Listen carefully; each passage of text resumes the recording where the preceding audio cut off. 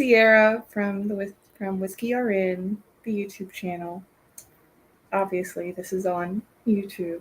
So, I'm doing this live for the night shifters, the people who there's all kinds of lives in the actual nighttime for the regular people who work day shift jobs. Like, oh, 5 o'clock somewhere. Well, it actually is. And I will subscribe to that because I just worked a 12-hour shift. It was an event, if I shall say the least. It's certainly, you got to have some rough shifts if you're going to be a nurse. You got to be prepared for those. I do still love my job, but man, that doesn't mean every shift is great. Not every shift is just peaches and cream. But this is going to be just a little hangout just to see if there's anybody who wants to hop on. I should have the StreamYard pinned, or I don't. Who knows? I probably do. We'll see. But just a little hangout. I have my lovely bottle of water because I am a freaking professional. Good day, Scott Chunder. Good day. He goes live on, for him, Friday nights and Saturday nights. If you are in America, it is like early Saturday morning and Sunday morning, which are my, Friday and Saturday nights. I just got off of working 5 days straight. So Thursday, Friday, Saturday, Sunday, Monday. And it is,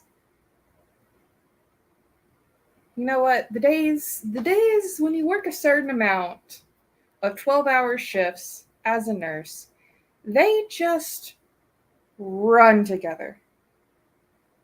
It's all one. It is work, sleep a tiny bit, and then work again. I worked Friday, Saturday, Sunday, Monday, Tuesday. 5 days. 12-hour shifts. But, so this is the start of my weekend, of my basically a week-long off of work staycation. And it's just, oh yes, they blend together. But for the whole whiskey vibes. Yes, I have water, as you already saw, but I also have some liquid IV, lemon lime. The lemon lime, I was drinking some of it because I did need hydration after not drinking for the 12 hours. But turns out it doesn't mix well with whiskey when you're drinking them side by side. It's good for before or after, but not at the same time. Scotch Down Under, the answer is I have Maker's 46. I also had like a whole 10 minutes of me being on what I thought was stream and talking and did the whole pour on camera and all of those things. But even though I put myself on the screen in StreamYard, did this person hit broadcast? No, this person did not. But I'll eventually like figure it out. And, you gotta work out the kinks. I mean, it was a long day. It was a day. This may be a little bit repetitive because I literally just told this story, although I didn't because the camera was off, so broadcast had not started. But I got little background. I work psychiatric, geriatric. I work in a psychiatric unit like all the time, but sometimes I work on the geriatric unit. These are people who are geriatric age, so they have some of those common medical issues, and they either also have, schizophrenia, bipolar, depression, anxiety, things like that, or they have dementia and are combative at their home, like at their nursing home or whatever. So we get those people. And they're normally fine. Like, yes, you have to do some redirection. Yes, you have to change people. Like, these are things that I'm okay with and I am totally prepared for.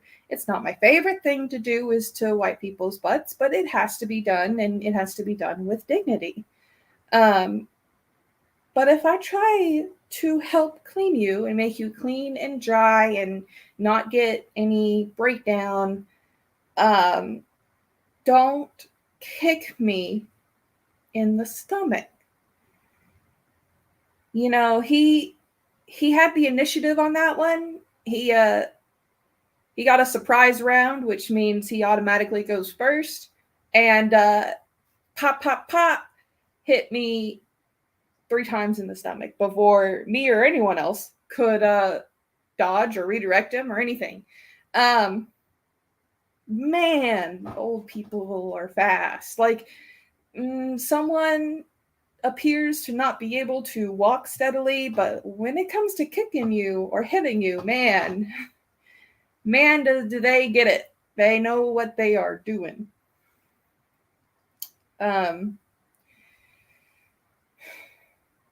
Yeah, Scotch Down Under. At least I'm not alone talking and not even hitting the live button. I will look for the little live, timer count up thing that says how long I've been live. I'll look for that next time. But I'll probably live stream without hitting go live many more times.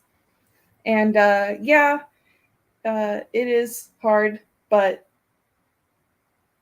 I know that that's part of what I signed up for, is to take care of people like that. Man, it can just be when it's actually time to work that shift, it can be something. But the people who work over there all the time, number one, they are experienced and skilled enough to be somehow not be within hitting distance while changing the person. It takes skill. I've seen it. And the positioning and the awareness are top tier. I need to get me some of that, and the only way I can do it is by doing it. Because what works for one shape person does not work for another shape person. And it's just, it's certainly something. But I'm sipping on a little Maker's 46. I just did that video of comparing a lot of makers, and I figured the 46 would be a good place to start today. I wanted some of that extra oak, some of that extra, gut punch. I haven't had enough of that. I'm going to be working my way up. I've got the Maker's 46 now, and I think I'm going to go to some FAEO too, because that's also got a lot of that oak, and it's got some tobacco notes on it, things like that.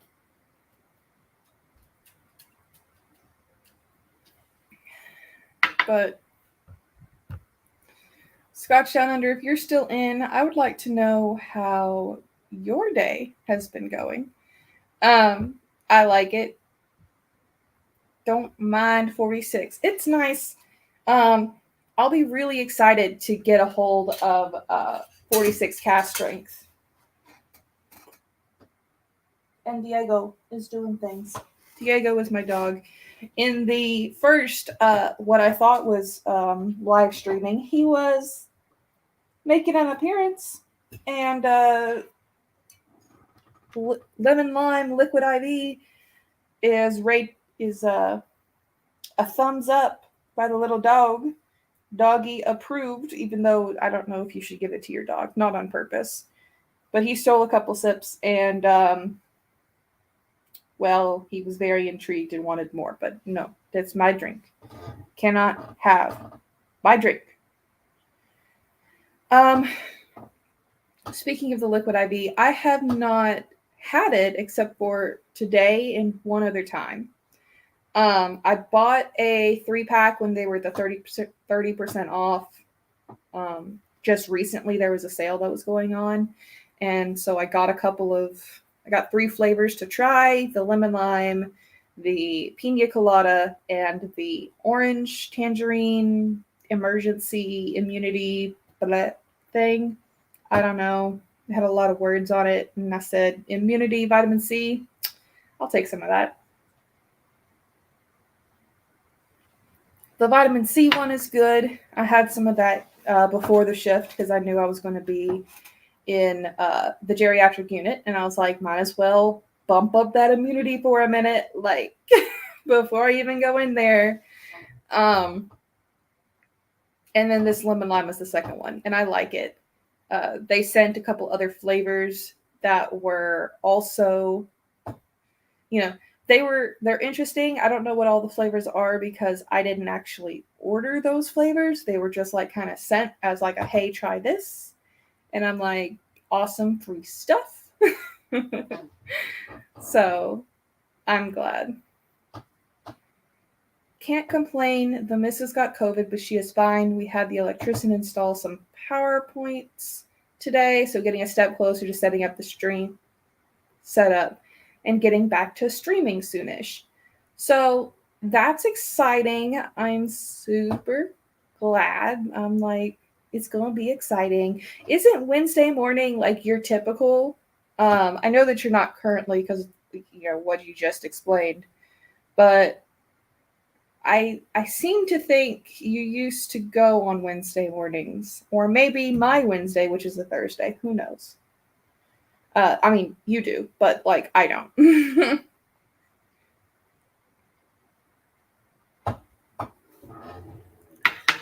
I am going to put the little bit of background music, the little lo-fi in there, just because I don't super like the just dead space of whenever I take a sip.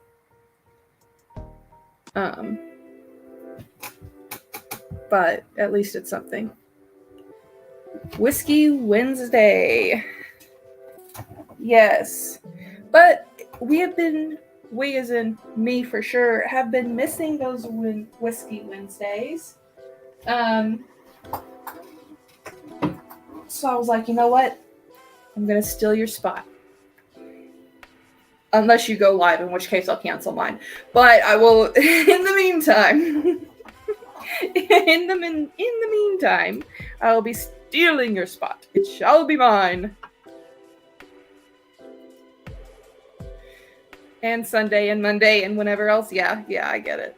So I work rotating weekends or whenever. My schedule was originally more the better. Yay.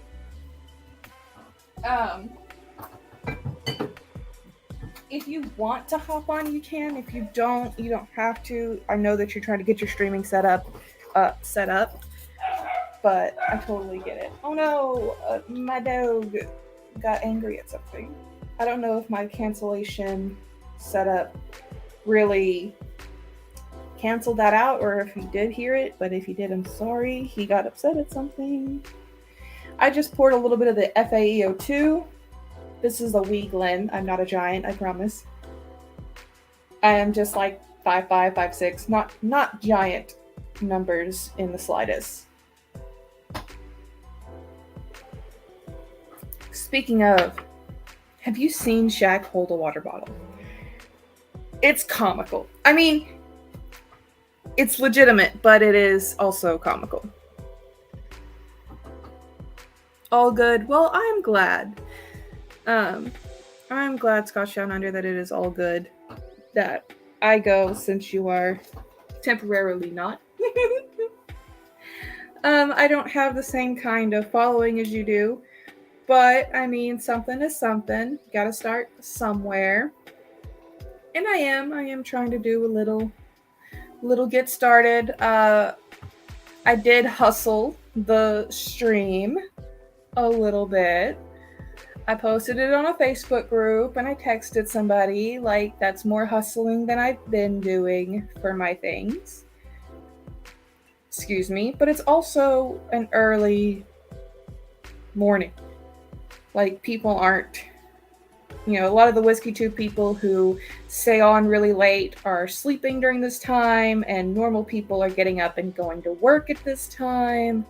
And I'm one of the oddballs who just got off work and decided, you know what, I also want to do a stream after work, like these day shift people can. That would be great, but we shall see.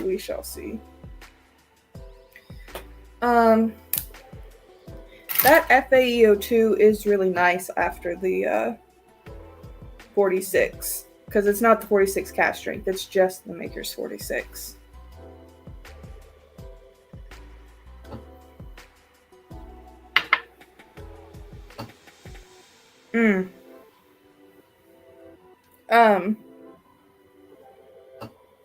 That does hit a little bit more on the proof. Assumably, I don't know. I'm gonna check the proof in just a second. You don't push your streams at all. You gotta hustle the stream for sure. I don't do anything to push my streams. The peeps will come. Well, I'm glad they come to your streams, but since it was the very first one that I was doing like this, I figured I'm going to attempt. Aww. Well, FAE was last year, and I don't know if you're not going to get it at all, or if it's just super delayed. But, I can totally, just meet you halfway across the ocean. If you send me an email, we can totally, get together. I have FAE 01 and 02.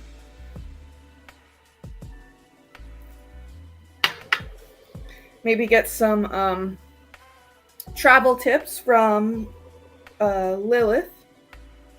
Oh, no FAEs at all. So sad.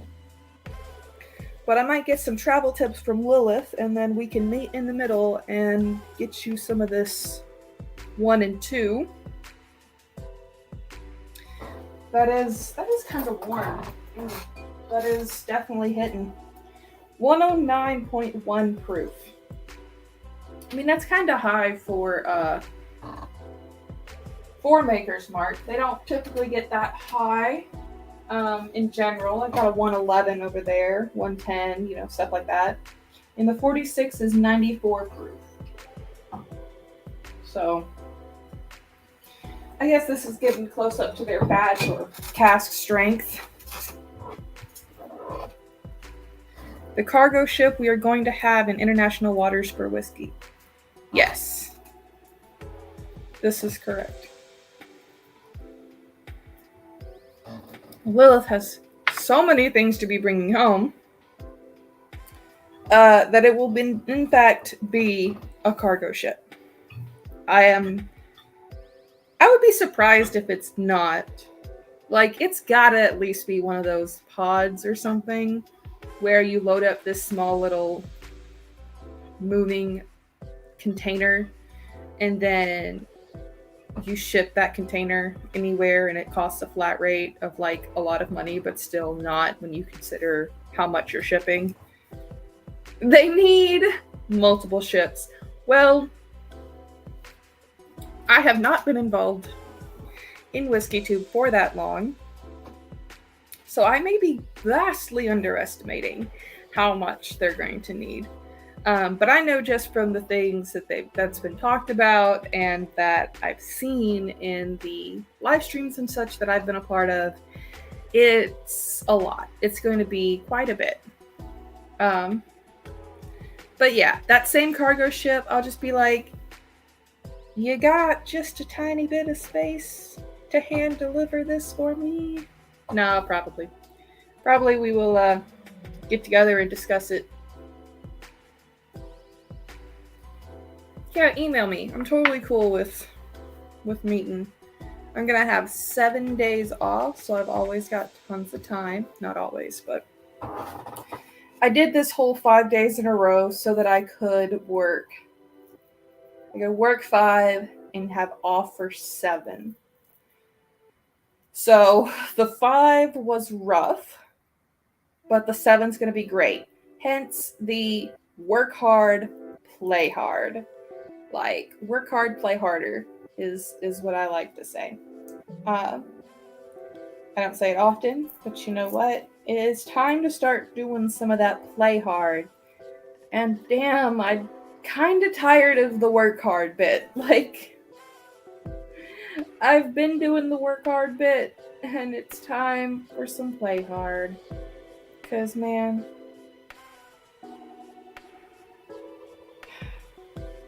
I don't know. I don't even know what to say about that. But this FAU, too,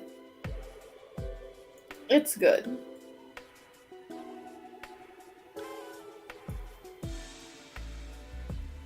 Seven days off. Yes, 5 on, 7 off equals well earned. And this is 7 days off without using any PTO. Like, this is just, because I work the first 3 days of the week, I've got the last 4 off, and then I got the first 3 or 4 off so that I can have the last, work the last bit of the week. Just how it worked out. Switched with people and did stuff like that so that I could have the days off. But it's going to be worth it. Got a couple of plans, but maybe we'll have a guest on Saturday. Saturday is a super busy day, so I don't know if it's just going to be like a video that I get filmed with my special guest, or if it will be on live stream. Potentially, it will be we film video and then she makes opinion. Hey, Mr. Whiskey Shits. It's possible that me and the person will film a video and then the person will be a cameo. They will show up in me participating in live streams at night. And maybe do some hints to what the this is unexpected, WhiskeyRN. Good day, Ken was just about to go to sleep. What? I mean, it's the middle of the week. Going to sleep is totally fine. Good day, Adam and Simon. I do. Oh, Isaiah V. Morning. Just need to be on at 8:30 in the morning, I guess. I guess that's the time. To just go. But yeah, I've got the link pinned if anyone wants to get on. It is the middle of the week, so if you don't, I totally get it. It's the beginning of my weekend, if you have missed that bit. I had a long day, 12 hours, but it felt longer. And at the same time, passed quickly. But my body feels the 12 hours. Usually I'm fine, but man, getting kicked in the stomach will definitely make your day feel different. It's not a normal occurrence, so when it happens, just filling you in on some things that had already been talked about before you guys got here. I have some FAEO2 in my little glassy glass here. I have a little Someone Say Whiskey Glen, which is a local to Texas, like, little whiskey group. I say little, but they've got quite a following now. But I love the Wee Glen because I don't always want a whole lot. I mean, I might, but I could just pour more pours. But I certainly like to pour many different things. So if I have a regular Glencairn sized pour of all the things I want to drink in a typical night, I would be plastered. And it's much easier for me to pour light in a wee Glen than it is to pour light in a regular Glen. But yeah, this FAEO2 is good. I've got just a little bit left in the glass, and I'll be moving on to a little bit of Knob Creek. Maybe possibly some foreshadowing to Saturday. Just saying. But if it happens, you guys will see. If you have your notifications on and all the YouTube things, you will be, you'll see if the whole foreshadowing event happens. May have a special guest on, either do a video or a live stream depending on the day.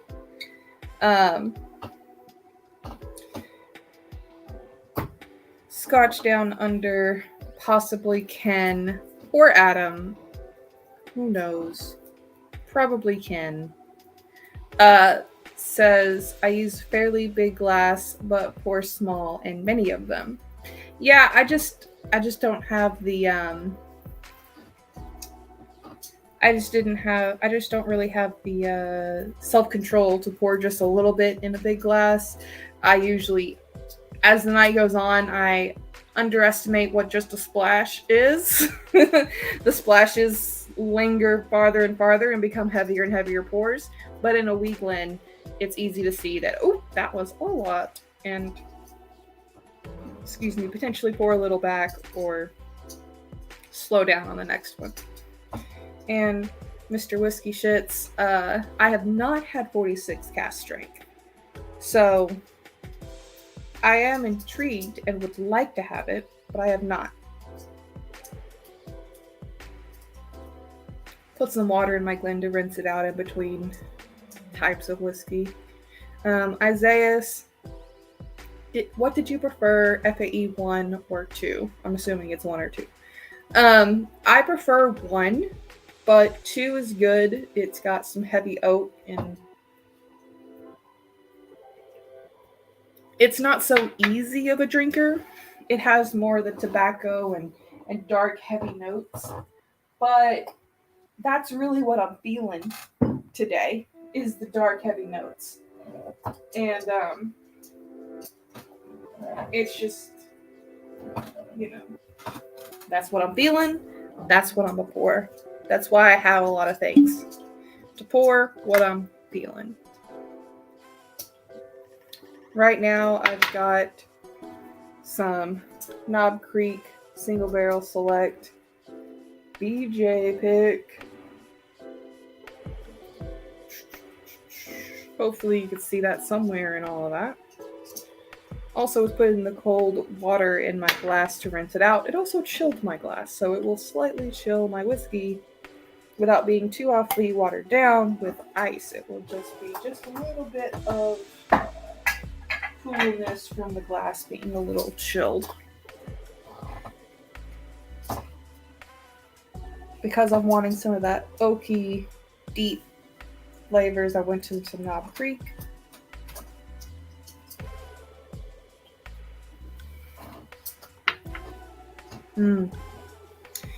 Peanuts, the drying tannin oaky bit is making it kind of like dusty, like the when you get dry peanuts from the, I'm gonna say this, but you guys may not get it, the peanut barrel that's at Texas Roadhouse, the salted peanuts that are in there, it's like cracking open some of those peanuts and having that dust get kind of in your mouth. I don't know.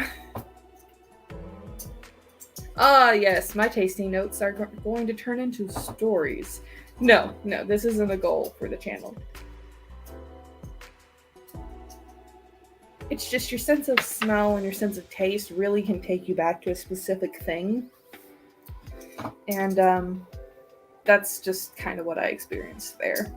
It's just a little bit of whoop, take you into the past for a minute. But so early morning streams, yay or nay? This was just a little test. Obviously, there are still a couple little bumps to work out, some kinks that I need to work out, but because initially I was on here for like 10 or 15 minutes and I had not hit go live yet. So it didn't go live. I was just sitting here talking to a camera, but it's kind of like what I'm doing now, but there are people watching at this point. So not completely just talking to a camera. Whiskey in the West. Okay, I will get some coffee and join you in a sec since I'm still up, been awake since 4:15 a.m. Have the rest of the week off due to some severe weather fronts happening for the rest of the week.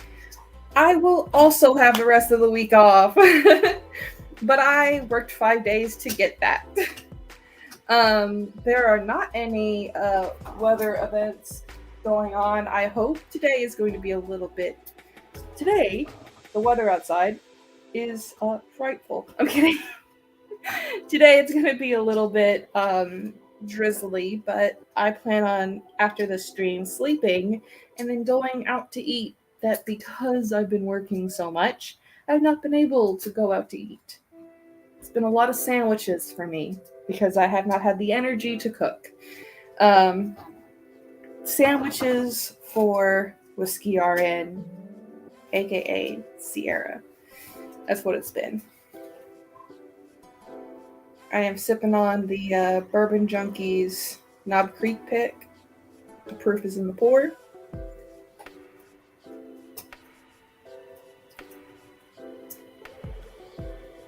And man, this has some proof on it.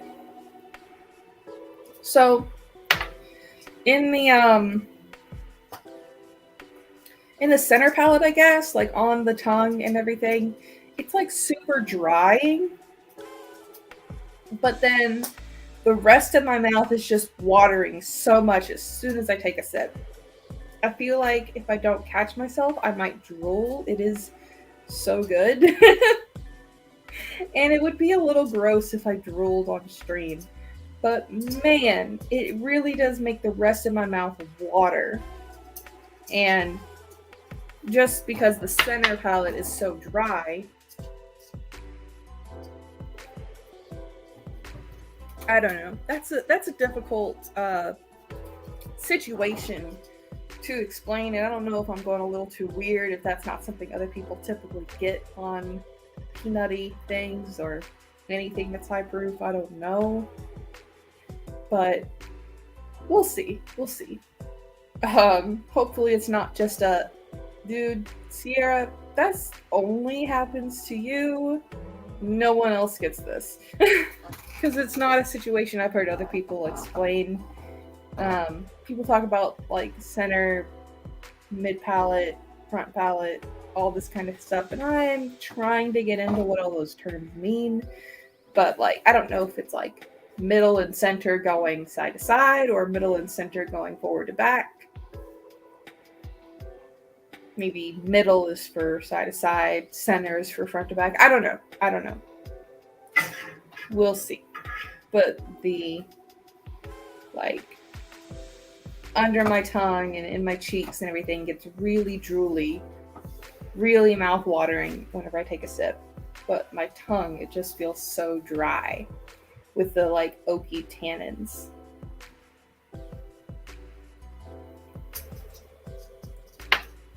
It is a situation that you can really break apart and sit with. Like it's got some complexity that goes on with it, with its finish. But I don't know. We shall see if it's a typical situation. I have my cute little baby Diego here, who is playing with stuff at my feet, and he may or may not want to join. The answer is he has no choice. Mr. Lopez, hello there and good morning. Good morning. It is a better morning, becoming a good morning. I did work last night, which it was an eventful shift in the geriatric psychiatric unit. I'll just let you imagine. Cheers, everyone. Cheers, whether you're drinking coffee or whiskey, it's gonna be a good time. Excuse me. I like to do coffee to start my day and whiskey to end some of them. I intended to go live because this is the first out of 7 days off that I will have, and trying out the whole early morning thing while Scotch Down Under is not going live on Wednesday mornings. Like, it's something that I want to try. Also, my light is like blinding me out, and I need to figure out a solution for that. At nighttime, the sunlight doesn't filter through and blind me out and expose to the world how pale I am. Damn, I'm pale. Like, if you hold up a white sheet of paper to me, it is frighteningly not that different. And I did not have a white sheet of paper. I instead had the liquid IV that I've got in my other glass over here. I have one with water, and I have another one over here with lemon lime IV hydration, because I needed some water in me after that shift. It was busy and did not get enough to drink.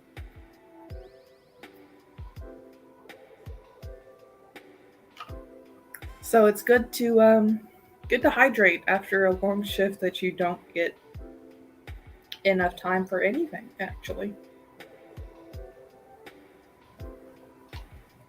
By the time I had the time to go on break and have lunch, I had just gotten hit in the stomach, kicked in the stomach, and no longer was hungry. I was instead a little nauseous and said, I will in fact take my break, but whether I will eat is a whole nother story. Oh!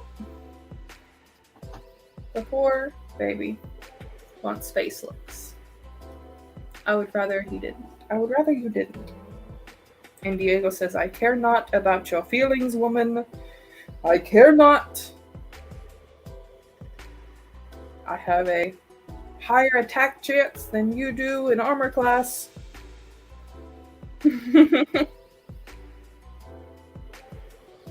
You shall be disarmed with innate cuteness, which lowers opponent's AC, which lowers civilized opponent's AC by 12. That would be insane. Lowering AC by 12 is wild. Some people don't even have 12. Early level people, but some people don't even have 12. You know, I see the Dungeons and Drams D&D game, and I'm just like, should I send an email and ask, can I join? I understand that you've been playing for a while, like together and doing your thing, but I would also like to participate. I probably won't ask. I probably won't. I might. I probably won't. More water. Mr. Lopez, LOL D&D. Nice. Yeah, see, you missed the whole thing about this dude who kicked me in the stomach. He got a 1, 2, 3 on me because he had not only a surprise round, but a critical by hitting right under the diaphragm. And, ooh, that hurt pressing on it. And, so surprise round, he gets one. He has the initiative because he got me first. And then, it was surprise. And then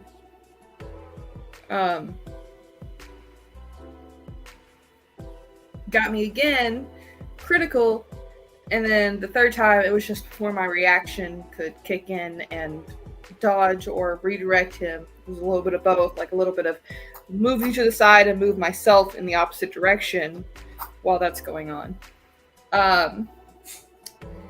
Ask, nothing to lose. Well, Scotch Down Other, the thing is, being rejected might hurt worse than just not asking and wondering. Like, you are such a tiny channel, Miss WhiskeyRN. Us big channels would like to not play D&D with you. I don't know. You're right. There is nothing to lose with just asking. Who knows? Maybe I can play my cute little ranger, or I could do a druid. Hey, why are you whining? Diego says this is our normal playtime. What do you think you're doing, woman, refusing to play with me?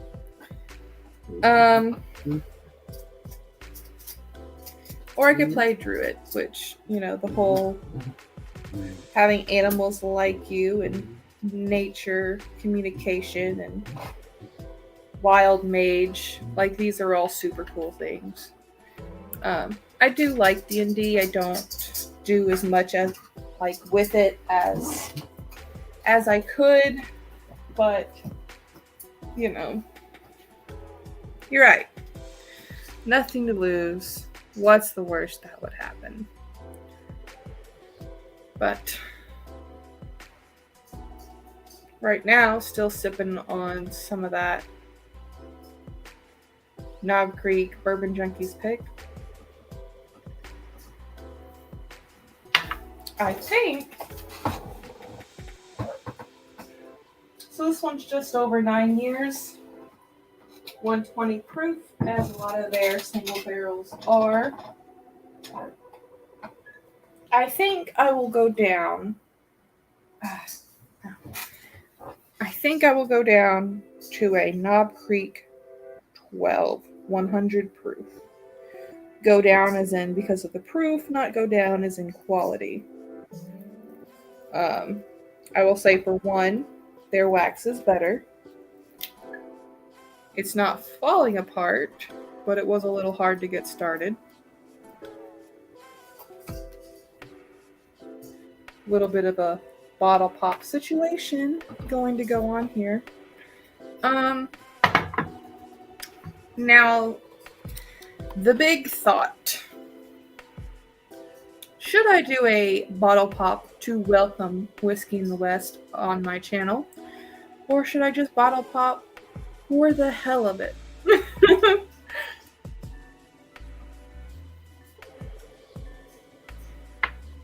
Have you been following Matt Madness? If so, who do you have on winning?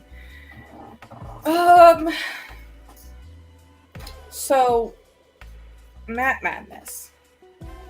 It's a cool concept. I like it. I like the whole watching it sometimes. But I'm not a super big watching game shows type person, and it feels kind of game showy. All this to say, no, I am not keeping up with Matt Madness. I will watch. I'll hop on and watch some of it and hop back off. But as far as who wins and stuff, I'm not that into. I'm not keeping track of it. I don't really care.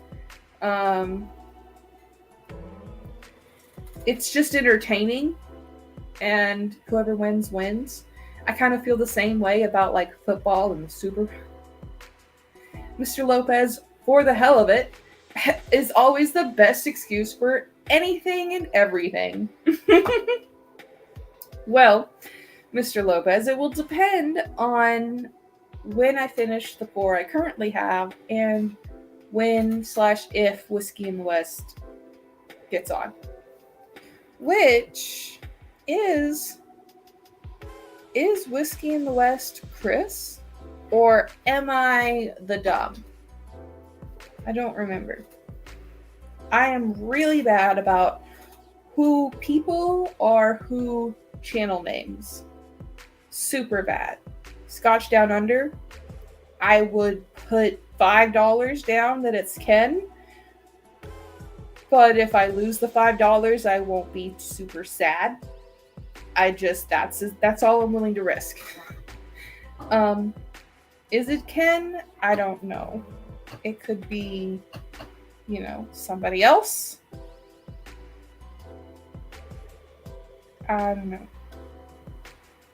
I'm scrolling back up to try to see who else was mentioned in the comments, and I see that Scotch Down Under said olfactory linked to memory and emotion, so it makes perfect sense. Yeah, olfactory is linked to memory and emotion, but sometimes it's just kind of jarring how, linked they are. Oh, wow, I win $5, Ken.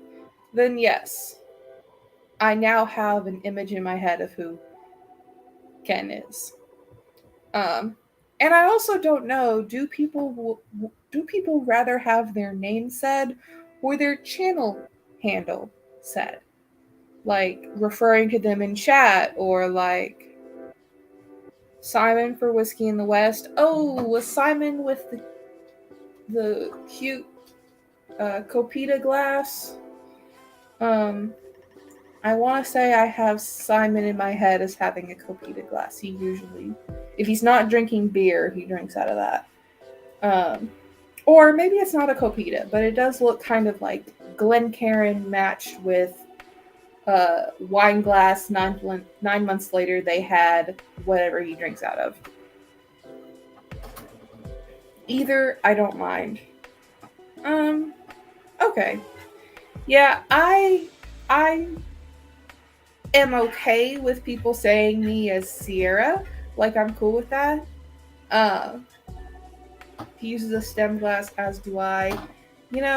I think I will need to go grab my only stemmed glass, to be super cute and matching with him.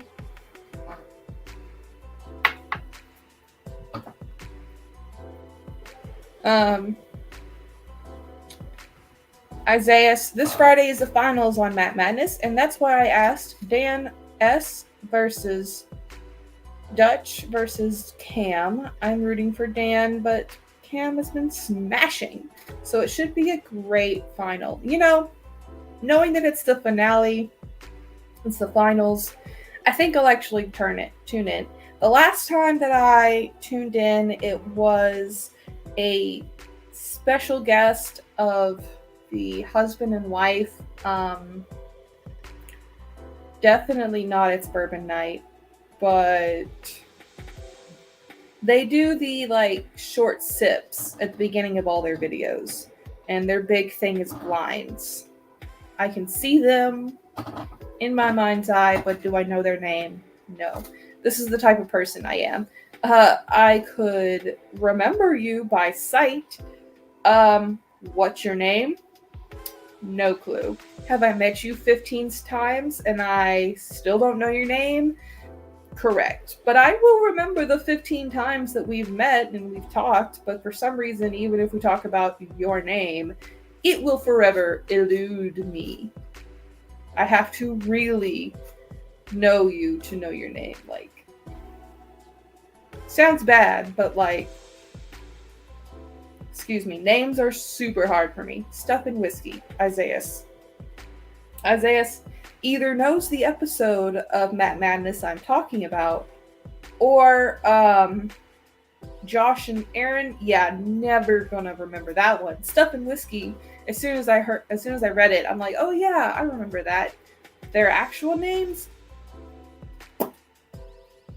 probably never going to remember. She does not appear to be an Aaron to me. Like when you see a name and see a face, like do they kind of vibe? And I'm like, no, I don't see Aaron out of that. I know an Aaron already, and I just don't get those Aaron vibes.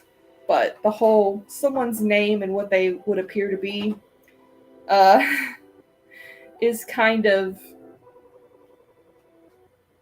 I mean, it's kind of profiling. It's 100% profiling. Like, you see a name and it's like, oh, this is probably going to be a blah. Like, typical white girl. I don't know. I'm just incriminating myself at this time. What does she seem like? I would say either a chill Hannah or like a Shelby.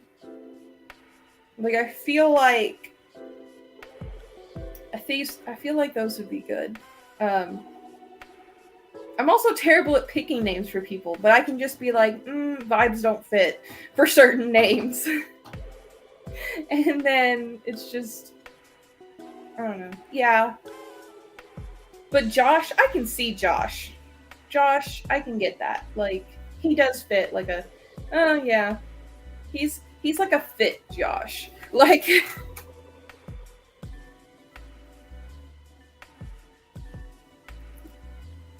I really hope I am making Isaiah laugh with all of this incriminating evidence to my thoughts of stuff and whiskey. So I have a friend who would like to jump on, if he's ready.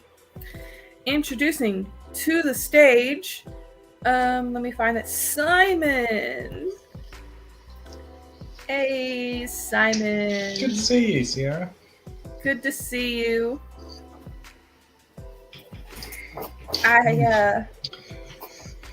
I'm so glad that you were returning the favor, hopping onto my stream, and yeah, exactly. I was going to say the same thing. Yeah, I was going to say first and first. Yep, you did join mine. Was it last Saturday? Sounds about right. Yeah, it was after work. One of the days that I stayed up later than I probably should have, but I did go back for, and it was fine. It was a fine shift. Yeah, I mean, I went back, it was fine. No, it was good that you joined us. Like, yeah, I mean, I was actually gonna do a Whiskey Wednesday as well because I've got the rest of, because we got all these fucking rain coming down here.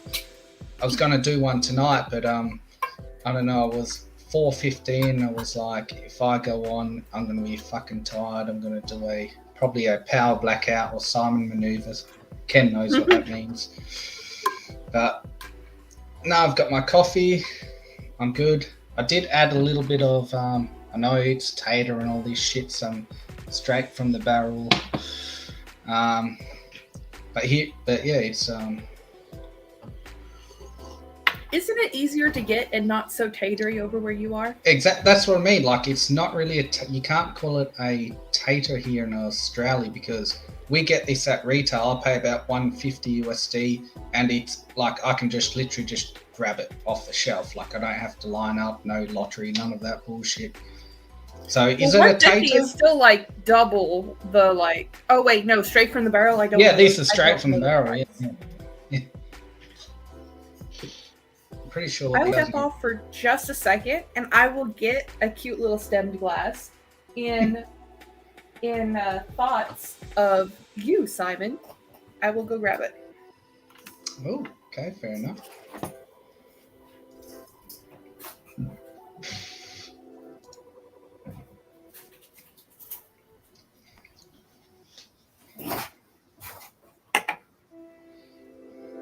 And I'm back.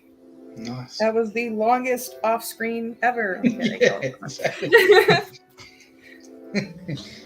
It's got a stem on it. Nice. I will solo myself to show it off.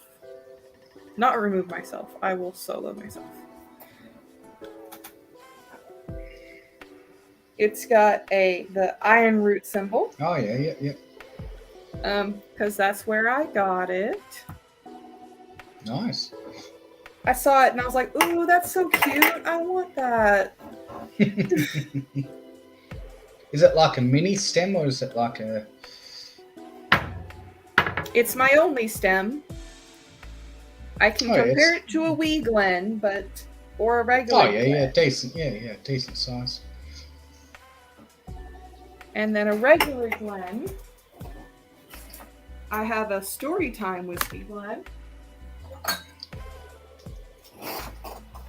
Was the closest one that I had. And it's like in the middle. Yeah. So, not quite sure what it is, but... Oops. I will say that WhiskeyRN is a top-tier quality product with how many times it has dropped onto my concrete. I mean, not concrete, onto my carpeted floor. Yeah, Simon starts laughing. Not concrete. Carpeted. If I can drop it on concrete, that would be a miracle. That would be. So there's a silicone dram glass that I've been seeing a lot of ads for. I've seen people talk about it. I think the person who created it is in Someone Say Whiskey, or someone highly related to it is, which is a local whiskey group to me. And I've been thinking about it, but I don't know if the whole silicone is going to give off a different taste or scent to the whiskey. So I don't really want to do it. That's kind of debating. Oh yeah, I mean silicone. Yeah, that would be. I don't know. Yeah, I mean, it depends. I think it might depend what proof and how long you have it in the glass. Because the higher the proof, I mean, I think it would start leaching into the silicone and pulling it back, especially if you have it in there for a decent amount of time. So, yeah, I mean, like it's marketed for having a good dram while you're like camping or something, but my thing is, if I'm drinking whiskey while camping, I'm not necessarily trying to pick out all the notes because it is a tulip-shaped glass. But then again, it could just be for clumsy people like me who continually drop things, even sober. I drop things all the time. Hey, we all do the same. Even sober. Okay, so I have this Knob Creek 12 that I'm going to pop the top on. Oh, there we go. Pretty nice. It's got a synthetic cork, so that helps with the nicety of it. And I did want to get the first couple of pours out, making it sound like it's a chore, but I wanted to get the first couple of pours out of it before I do a solid review or flight with it. That's a good idea, yeah, just to get the neck pour and let it breathe. I mean, that's fair enough.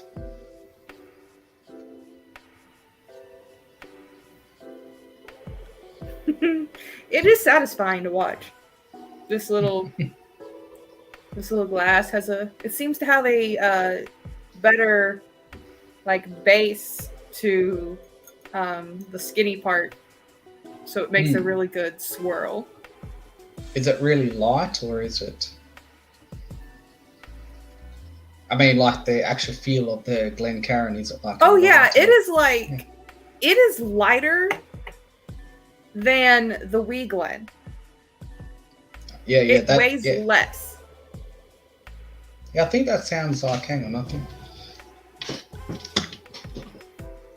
But it is super light, so I feel like I can just. The weight of it, I want to swirl it. And I know that's kind of pretentious, but I just want to, it just feels good. That's like, this is, yeah, it just feels like nothing. I mean, compare this to a normal stem. I mean, Well, I will compare this to my Glens because I have Glens and I have no other stems. This is my first stem. Oh, but that's what I mean. I think like the lighter the glass and the smaller it is, it just lets more of the actual what do you call it? The flavors come through.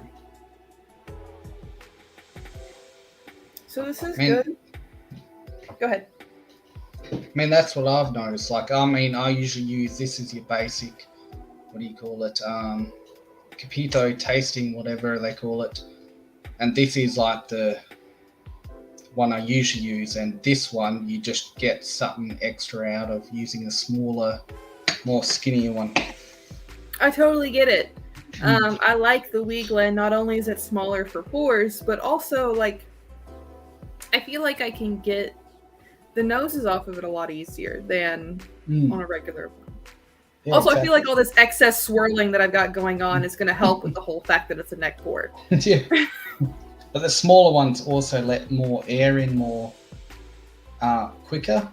So, I mean, sorry, the opposite. They don't let as much air in as quickly as the bigger, more thicker glasses, and that just gives you a more better, well, I think personally, a more better nose and palate.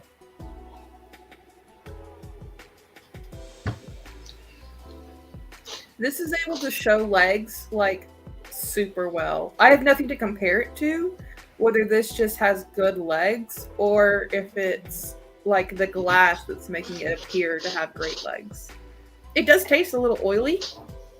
I mean, it's 12-year Knob Creek.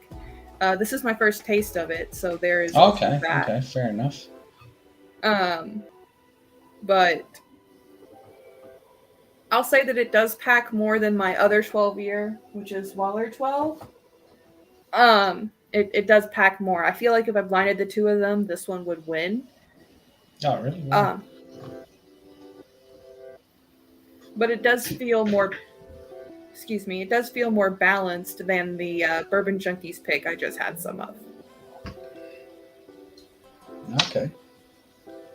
Which, nothing against that one. It's a good 9-year single barrel. It is. But this 12 is just more rounded. It's, the extra years really did help it. Okay.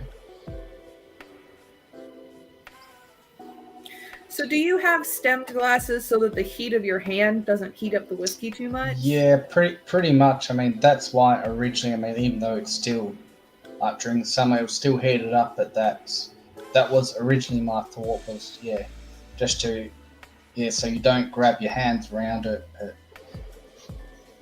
But then eventually I just got used to them and I don't know, they just feel good. I feel fancy. Yeah, I mean, that's it, yeah. But it just, I don't know, there's something about,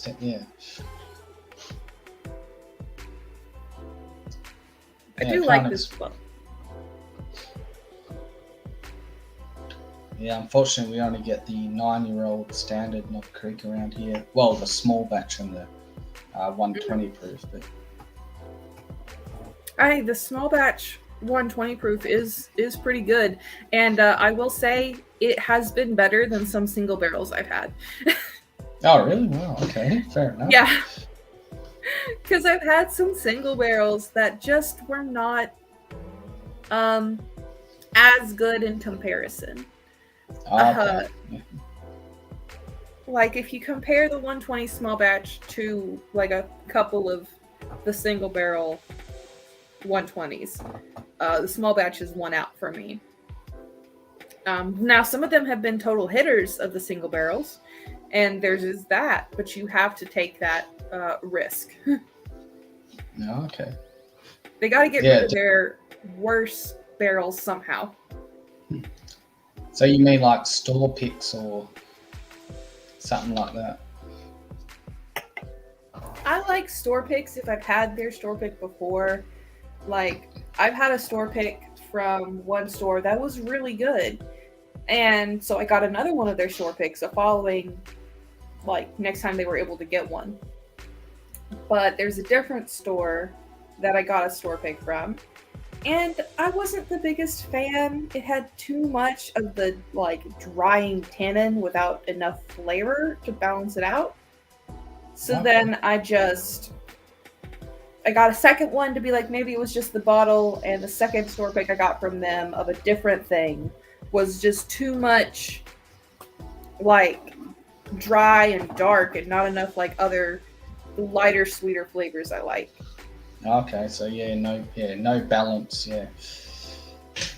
Well, I mean, I guess that's a problem with like store picks. If it all depends on the person's palate who's picking it. I mean, obviously we all have different palates because we've experienced different things, different flavors.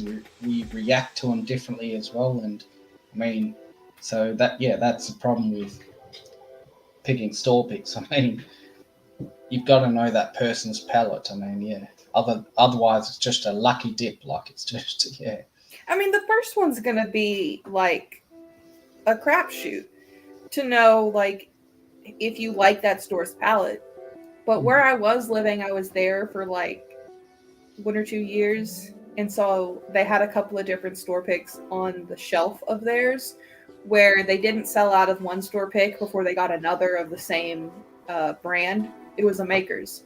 Like they had some Makers from a previous store pick, but they already got another one before that one was sold out. So I was able to try one. I was like, oh my god, this is one of the best Makers I've ever had. Got the second one. It wasn't as good as the first one, but it was still like top tier. all right. Top tier. And I was like, I love these people. I tried one of their Knob Creeks, and it was good, sweet, balanced. I was like, this is who I need to get single barrel picks from, because they know what they're doing. Yeah, exactly. Yeah. They are busting out the good ones for this goody goody. Goody Goody is a liquor store brand here, so. Oh, really? Yeah.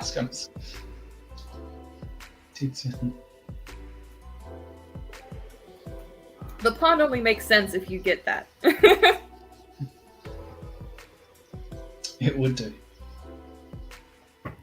But yeah, I'm kind of toying with the idea of doing a Knob Creek blind flight. But I realized going through my things that I actually don't have a regular Knob Creek. Oh, really? No. I have store or YouTube channel picks and the 12 and a cast strength rye, but I don't just have the regular. Wow, do you get the regular where you are? Because I can get it anytime I go into a store. I could get it in the regular or the 375. I just don't have one because I could just go get one. Like, so if I do that video, I have to go get one first, is what I'm saying. Yeah, definitely. Because the regular has to be compared to all these others. Like, there has to be a baseline. Yeah. I mean, I'll do the same thing. Like, if it's a whiskey that I can get any time or it's just always there, I'll just walk straight past it. I was dumb enough to do that with Wild Turkey Rare Breed. And then they had the glass shortage. And I couldn't just go get it. And then the Kentucky Spirit, which was my backup of the Knob Creek line, was then running out because they're the same bottle shape. And I was like, oh no. Yeah, I mean, Go ahead. That's exactly the same thing that's happening here. Is Wild Turkey Rare Breed used to be everywhere. Now it's just poof, gone. I can't find it around. And then the Wild Turkey 101 went from glass bottles to plastic bottles in the 750s. Really? Yes. All right. Well, fair enough. And I was like, I have taken everything for granted. I regret my decisions. I will now need to have one of each of my shelfers because this has been terrible. Yep. The Russell's Reserve is still on there, but I think that's kind of because it doesn't say like wild turkey super easily to see. Like you kind of have to know to know. But the others, it's like, oh, it says on the bottle wild turkey, so they definitely know. At least in my area, as far as. Yeah, no, I think you get a lot of those people. Like, even though Russell's Reserve technically is wild turkey, like a lot of people, they want that turkey picture, they want that name on it, and yeah, you get a lot of those. Yeah. The first Thanksgiving that I hosted at my house, which isn't going to be super relevant to you, but the first Thanksgiving I hosted at my house, I had Wild Turkey 101 as the bourbon to sip on or make cocktails or do whatever with. And so I think that's really cool because like we had turkey and we had the things, but having like wild turkey as the bourbon, I thought was just funny. Yeah, like it's my first Thanksgiving. I can do what I want. Yeah, exactly. That's fair enough. It's the first one that I am hosting, and if the host is offering bourbon, I mean, you just say, you know what? Yes. It'd be rude not to.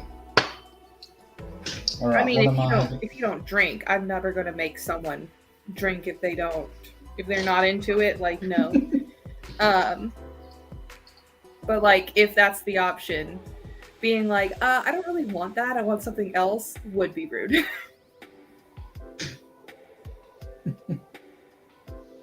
No, that is fair enough. But yes, the whole turkey vibes and getting wild turkey, I thought I was so funny.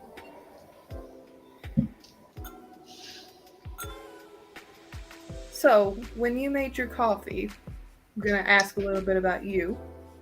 Mm-hmm. Do you do like espresso or like drip coffee? No, it was how do I explain it? It was just out of your typical don't know if you guys, I mean, I know coffee here and in America are kind of different. I have a French press and a drip, like the thing you put on top of the cup. Yeah. And now this was, you've got the handle and you put it in the machine and I'm trying to explain. I mean, it's not espresso, it's not drip. I mean, even though I've had drip cut coffee, it's not French press either. It's trying to find the word for it. It is an Aussie thing for sure. I'll see if I can get a picture. Hang on.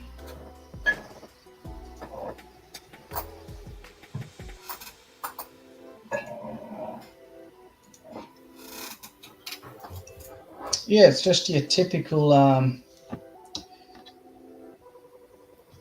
It's hard to explain to. I mean, if you know what the thing is called, I do have Google also. Okay, let me see.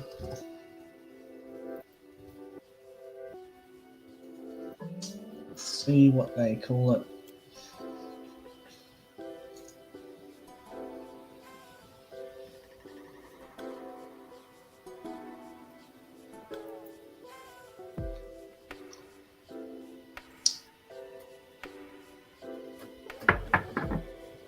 So I'm about to open up a little bit of Knob Creek Single Barrel.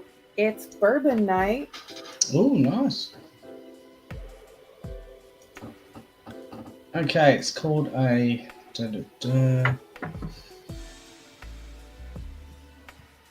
Breville Barista Express.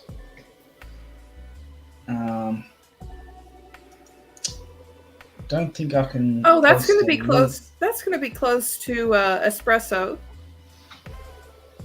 It's like in a stainless steel machine, and you've got the handle, and you.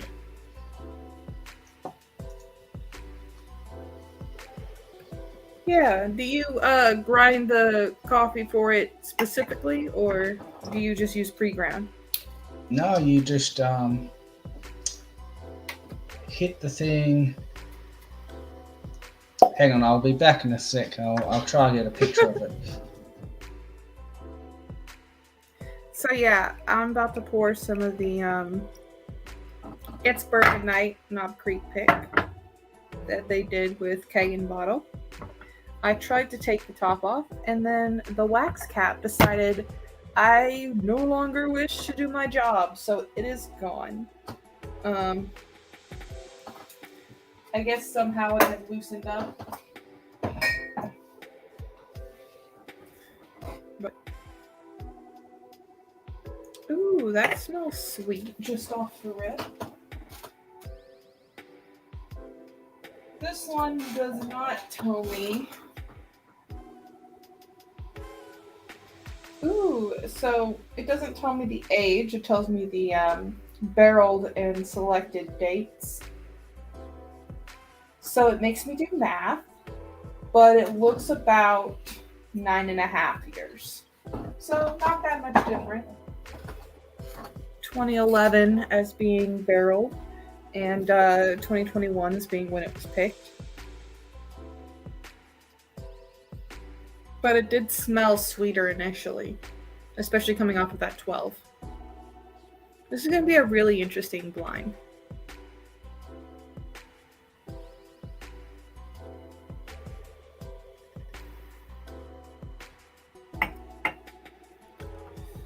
So, my mom really likes Knob Creek. Like, it's one of her go-tos if she's splurging. So, oh, you're back! Look at it. All right, I'll see. I've got it on my phone. I'll see if it comes up. If you solo it, see if it. One of these machines. I'm not sure if it. Yeah, that looks like an espresso machine of what we think of what I think of here. Like you put the coffee grounds in the little pit at the end of the handle, and then you lock it to the side, and it drips the coffee down into there. Yeah, I'm not sure what you call it in. Here it's just a coffee. I mean, that's just called. That's just the regular coffee maker. Yeah. Yeah, I mean, like you can get those drip things and those, what do you call it? Like French the Nespresso presses. pods. Yeah, exactly. Yeah, but yeah, this is over here. That's the common way to get coffee. All right, Nice. Since I finished my coffee, and you're going Knob Creek, I might give Knob Creek another try. I'll go pour some. I'll see if I still like. Well, if I like it. Oh, intriguing.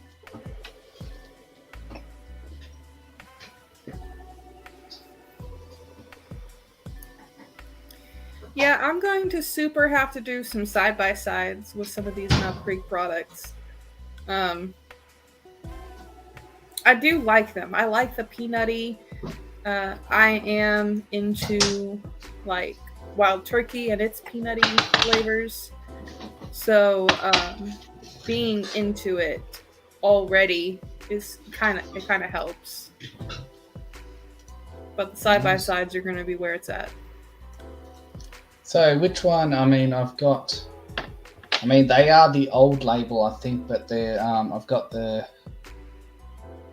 100 proof and the 120. Which one do you reckon? So, looking at my things, I have two 120s, one 127, and one 100. So it is dealer's choice. I'll go with the 120. What time is it where you are? Oh, it's pretty late. Oh, well, not late, but 10:30 p.m. Oh, okay. Yeah, I'll go with the 120.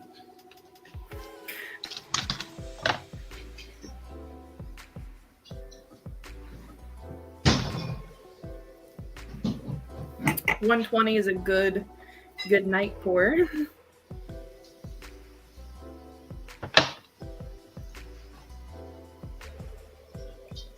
I think I'll pour a little bit after this one. I think I'll pour a little bit of the rye that I have with my newfound aversion to ryes. We shall see if I like it.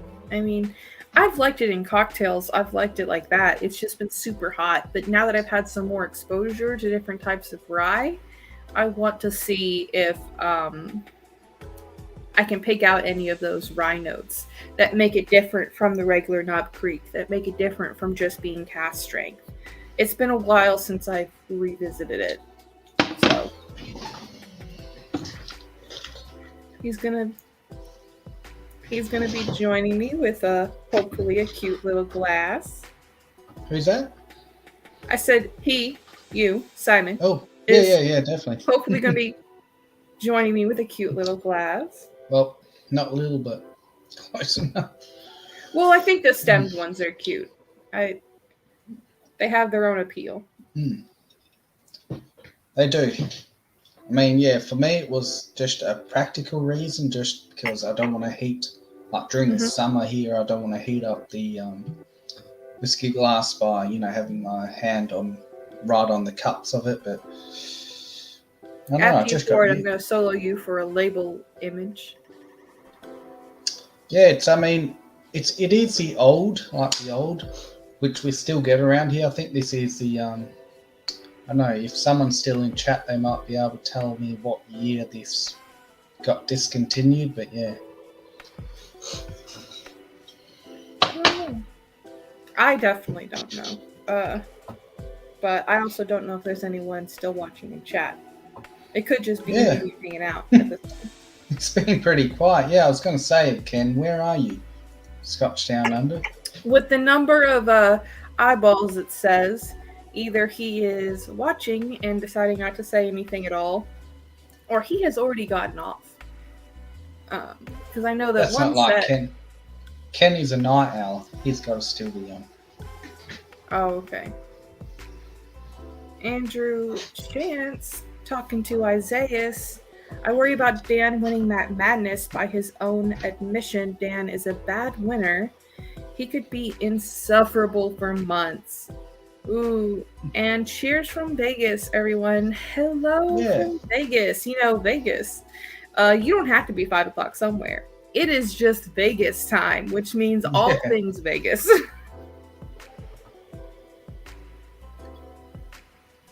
He did a power blackout. Well, since you did that blackout, you got plenty of more time in you then, Ken.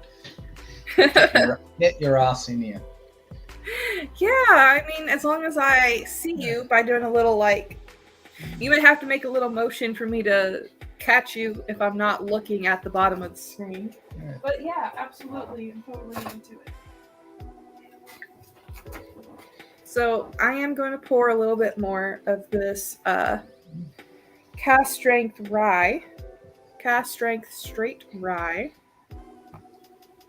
Which brand? Oh, Knob Creek. Wow, we don't get that down here, no. Yeah, it's got the cute little limited edition button on it. Limited release batch 2. Dun dun dun. I saw it sitting on the shelf for a while and I was like, you know what? Nah, I'm knackered. Time for sleep. Come on, Ken. It's only 10:36 p.m. I've never heard those words out of Ken. I'm knackered. I'm going to sleep. Well, there's a lot going on with the whole house and the all this other stuff. I'm sure we've been doing a whole lot. It's got its own things, but hey, I appreciate you having your power nap while watching my stream, because that watch time is what the algorithm looks for. Just have some coffee, Ken. Even though I know you don't drink coffee, but still.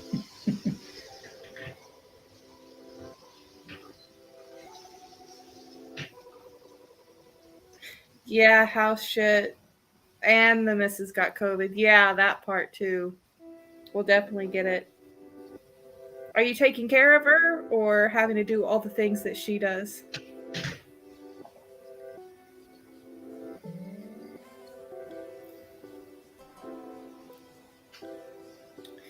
Andrew, if he wins, I can see the ego rants. If he does lose, I can already hear the excuses. Still cheering for him. So, Yeah, I mean, going back to this Knob Creek, I mean, I haven't had this for probably about 8 months, and I actually don't mind it actually now. it's had plenty of time to open up. But even then, I mean, it's been pretty low for a while. Oh, okay. But still, it's just, yeah, it's actually, yeah.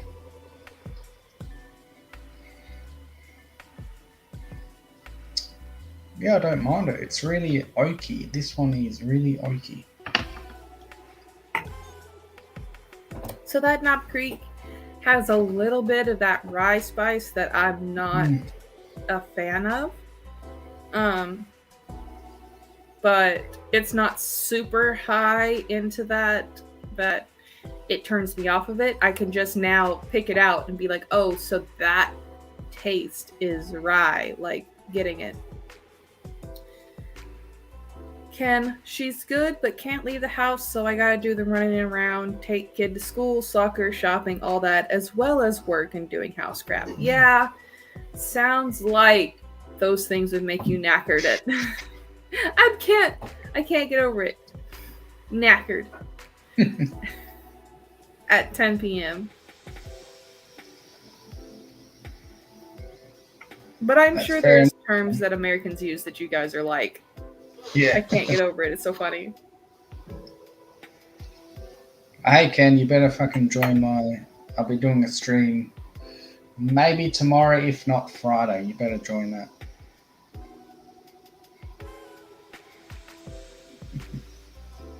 So I will maybe lurk, but I definitely can't participate tomorrow. I'm going to be presenting to the chief nursing officer of my hospital. Oh, really? Wow. Okay. So, no. Yep, not normal for me to be knackered. Yeah, exactly. I've never literally heard Ken say I'm tired. He's usually the one that takes a stream way into the early AM. But hey, he's got a lot going on and doing a whole bunch of stuff. Yeah. But yes, tomorrow I will be presenting to the chief nursing officer of my hospital and other hospitals around me.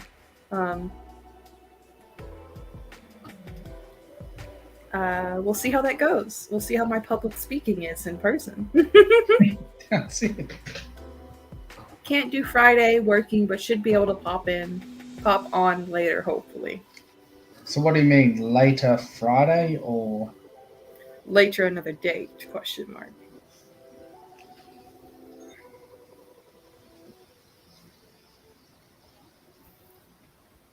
The world may never know. The world, i.e. Simon and Sierra.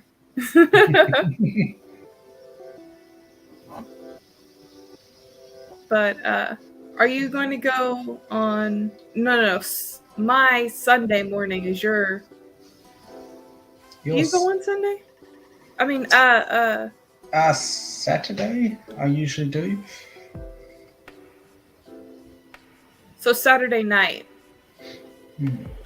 Yeah, Saturday night. My time would be your Friday morning or Friday afternoon.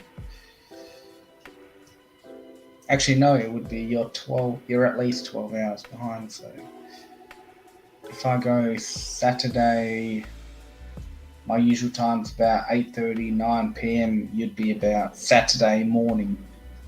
Yeah. Saturday morning about 8:39.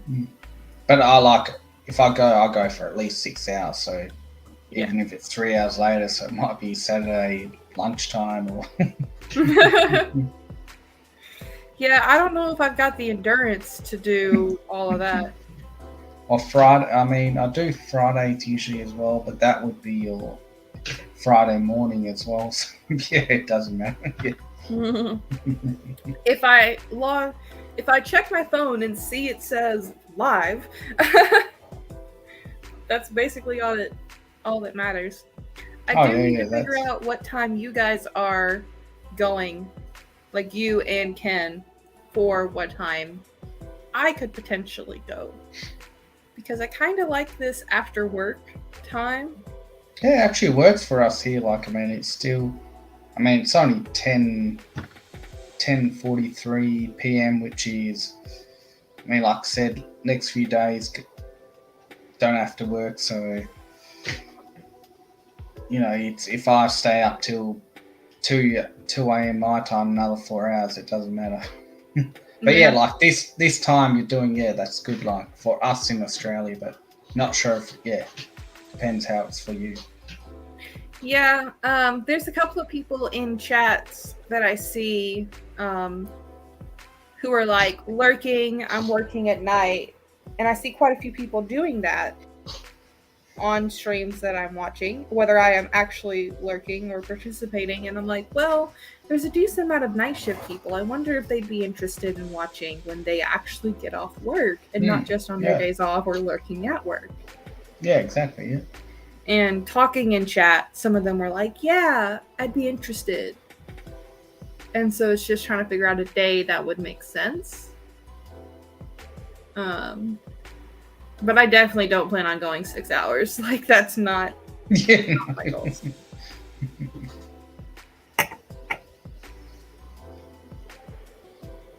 But yeah, like this time that you popped on, I mean, that's, for us here in Australia, it's in the Western Australia anyway, it's a decent time.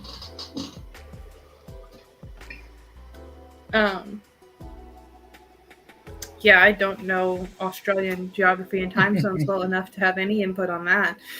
But that's what I mean, like, you just pop on and whoever's there just jumps on and joins you. Yeah. Andrew, is your Sienna worth 2 shits? The couple of conversations that I've had in passing with them, yes. So kind of humble brag, kind of not. I don't know what this is, but my highest as you can be nursing officer, like ACNO, something like that. I don't know. The letters are confusing to me, but as high up in the admin as you can get, she's not a nurse, but she is admin. And she knows me by name, and I've only been there since September. So whether that's good or bad, to be seen, but knows me by name and not really by face, but when it was like, oh, Sierra, I was like, oh no. But I do pick up quite a lot. I do come in early or stay late. So these are things that I guess, hopefully it's all good things as the reason that someone so high in admin knows me. And those are the type of people, the high admin, that talk to each other. Knowing that I'm in this program that is doing the presenting, I don't know if my name's been brought up or not. Probably not, but I'm just saying, who knows? Yeah, only know one entitled and underqualified.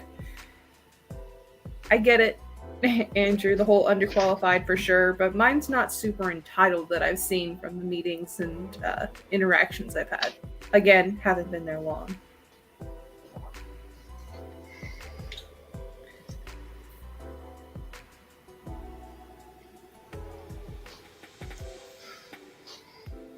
Good night, Ken. I just saw it. I was looking at the CNO thing.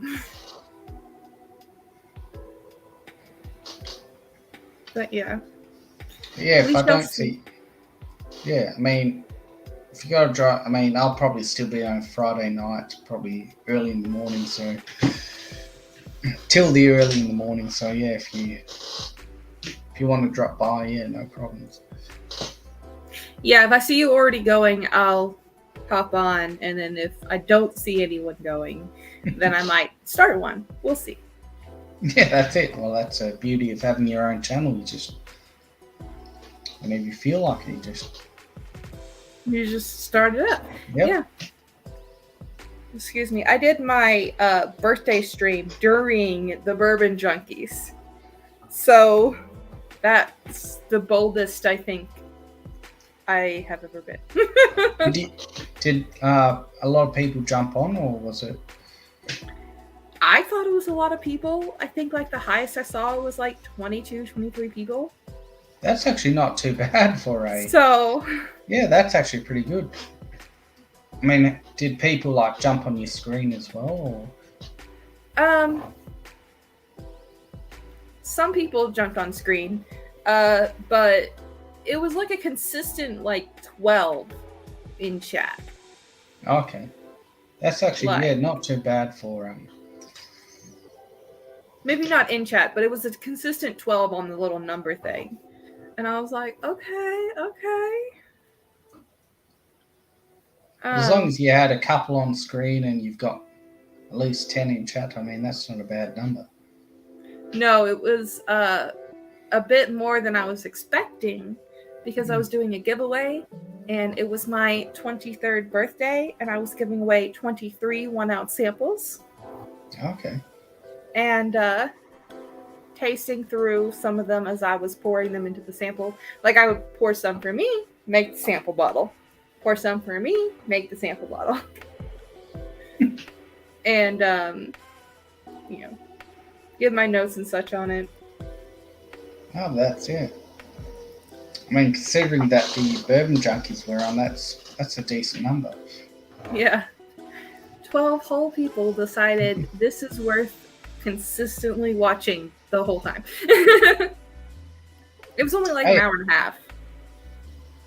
Hey, it's like me. Like, I actually prefer to watch these, what we're doing, these pub style streams, where you just pin your link and let anyone join. I'd rather watch that than, just one person on their own on their screen, or two person, and I just prefer it. Like, that's what I mean. I will say some of the games that they do are a bit much for me. Like, I am having a hard enough time picking notes and noses and things out of bourbons I know I'm drinking. That blinding and trying to decide what proof, where it's from, what the bottle is, like, I would be terrible. Hey, they've got access to a lot of bottles and a lot of experience, so like, I'm revisiting this cast strength rye from Knob Creek after going through some other kinds of ryes, and now I'm able to pick out like, oh, what part of it is rye versus what part of it is Knob Creek, and the different notes in each of those. Well, that's fair enough. I mean, Knob Creek is a hard one. Like, I think their rye is a low rye, like it's a barely legal rye, if I'm not mistaken, and that's why it's hard to, to kind of separate from the bourbon notes of Knob Creek to the rye notes. Yeah. Well, I'm able to get it now, but I'm saying, like, when I initially did it, I was like, this just has a little something that I'm not a super fan of, but putting it in a cocktail, it really holds up well. Yeah, rye usually does, yeah. And see, the bad parts that I don't like about rye kind of like go out in a cocktail, while the parts that I like Dan and Sean need a game where they both take omeprazole on camera. Well, when they're doing those chip challenges, absolutely. Like, seeing people in that kind of pain is not my jam. I don't watch their, like, hot challenge videos. I don't watch those. I barely watch the Hot Wings YouTube channel. Like, you know what I'm talking about? Yep. Cheers, Emmanuel. Yeah, cheers, man. But I mean, hey, they do really, really well with what they do. Like, they get a lot of people on, and people who have joined their channel and super chats and all kinds of things. And I've had a couple of my chats read out on their stream before, and that's pretty cool. Oh, really? Wow. Okay. But like, well, I mean, if you watch, I was initially watching a lot of it, and then I came across other channels that are more chill that I like better. So okay, I started watching those instead. Like Independent Joe goes on relatively close. Oh yeah, Joe. Yeah. I mean, that's what I prefer personally as well. Just like the smaller, like Livewire and Anthony from Bourbon Neophyte. Just relax, kind of. Just like chill. I know it's got a bit more lag, but they are a lot better to watch on the replay. Like, I like to watch replay, like it's like with Women of Whiskeys. Their replay is good too. Oh yeah, definitely. Women of Whiskeys is actually the channel, not the channel, the Facebook group that I posted this on. Like, hey, I'm gonna go live, blah blah blah. Information here. Trying to like hype it a bit. I mean, if people come on from there, they do. If they don't, they don't. But kind of introducing the fact that I'll be doing these early morning streams for the night shifters. For night shifters and for people across the globe. Yeah. I mean that's a tough thing. It's like, even if we go on, like if I go on 8:30 p.m. my time, it's like 8:30 a.m. for most American, if not 6 a.m. for others in America, and it's tough. Like, it's just, I mean, I can understand they're probably either asleep or just getting out of bed and getting ready for work, and so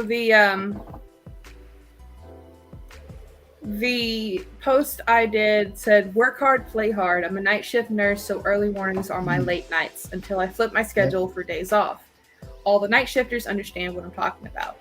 I'll be going on live YouTube soon if you want to drop in and say hi. If you're another night shifter who is getting off or from the other side of the globe, let's have a pour. Yeah, no, that's you said enough. I mean, that explains everything. Good morning, Christina. I happen to know that person. Well, geez, Christina, whoever you are. But, so I put that in Women of Whiskeys just to, have it be out there as something I'm going to start doing. And hopefully get a little bit of like, just, hey, this is happening. Emmanuel, just wanted to stop by and say hi. I have to do a few things, so have a great day. Oh, thank you, Emmanuel, for stopping by. I appreciate it. I know it is morning time, and I have other days off later that I will be doing all the things I'll be needing to do. Checking the post office, going to the post office. I know Ken has gone to sleep. Yep. But scheduling a meetup time with him for the FAEO 102. Oh, really? Wow. I mean, are you also intrigued? I'm Maker's Mark. Oh yeah, Makers. Yeah, no, I've never actually had that, or even if the number one, never had that. I won't be drinking with you. LOL, my boss might not like it, but I'll drink some water with you. You know what? This water bottle is almost empty. I might have to go off stream and refill it. Yeah, I'll have some water as well. I have a what is this 36-ounce bottle of water that's almost empty. But yeah, Emmanuel, yeah. Cheers. Yeah. Being a productive member of daytime society. Same with Christina. Hey, I know what night shift's like. I mean, years ago I went through that. So. Yeah. I do get paid more being on night shift, and people are definitely usually asleep. And hopefully so. I mean, because night shift, like, it actually is difficult, like, especially because it kind of screws up your what do they call it? Cicada rhythm or whatever? Circadian rhythm, yeah. Yeah, it does. Like, I mean, I did years of night shift, and yeah, it just, even after I finished night shift, I was screwed up for, like, I mean, yeah, I was just screwed up for years after that. Like, it was just... Instead of the night owl or an early bird, you become a permanently exhausted pigeon. Yeah. And the worst is if you've ever had where they flip you over, like they'll make you do a week of night shift and they'll make you do a week of day shift, and so luckily, my job doesn't do that. Yeah, you're like, yeah, exactly. I was going to say, I mean, I did that, and yeah, I just had to quit. I just couldn't take it. Isaiah has a question for you. You usually have scotch on Ken's stream, right? I do, right? Yeah, I do usually. I mean, I do have a lot of scotch. I won't lie. But yeah, since I mean, when in Rome, I mean, I'm on a American channel, so I thought I would have some bourbon. Nice. Since Knob Creek is what I was having. Exactly. I mean, and I haven't had this for a while, and I usually dislike Knob Creek, even though I love Booker's, but Knob Creek I dislike. But coming back to it after all this time, I actually don't mind it. The big question, would you buy another bottle of it if you saw it? I mean, to be fair, I would have to compare it to, like I said, this is an old school labeling. I mean, I would have to compare it to the newer label, but yeah. So it's like you're okay with it enough that you might buy it if you see it, like, especially if it's like on sale. I don't know if they do sales where you're at, but oh yeah, they do sales. But the only problem is I know Booker's is kind of getting more expensive and is hard to get in the States. I mean, I've heard people speak about it. I mean, what does Booker's go for? I got mine for like $99. Okay, so here Booker's goes for $120 Australian, which is about 90 USD. And Knob Creek goes for about 85 USD. So is it worth paying the extra? Oh, no, it's not worth. No. Exactly. That's my problem. That is my problem. Like, we can get Booker's for 90 USD pretty much, and Booker's is about 80, 85 USD. It's like, is it? No. Like, do you pay the that's what I mean. Like, I don't mind this Knob Creek, but I'd rather just pay the extra couple dollars and get a Booker's. But is Booker's like available for you that you can like just go and get it? Yep. Why? Well, I mean, shops are closed, but I could literally, if this was during the day, I could literally just jump in my car, drive for 5 minutes. I'll have a Booker's, drive another 10 minutes, have another Booker's. I mean, yeah. Like the same batch or like different batches? It depends. Usually, I'd say the same batch, yeah. Wow. That's what I mean. That's my why with me with Nog Creep, it's like, No, I wouldn't is buy it? another Knob Yeah, Creek. yeah, exactly. Which I I don't actually get. go ahead. Which is weird because same company, why are they selling them pretty much the same price even though they're, you know, two different products? It's just weird. I don't know. I guess it's just supply and demand over there. I only have one Booker's, which is Really? 2020-03 Pigskin. I have 4 Knob Creeks, and I'm intending to go get another one Wow. soon. But is that hard to get for you or? It's very hard to get.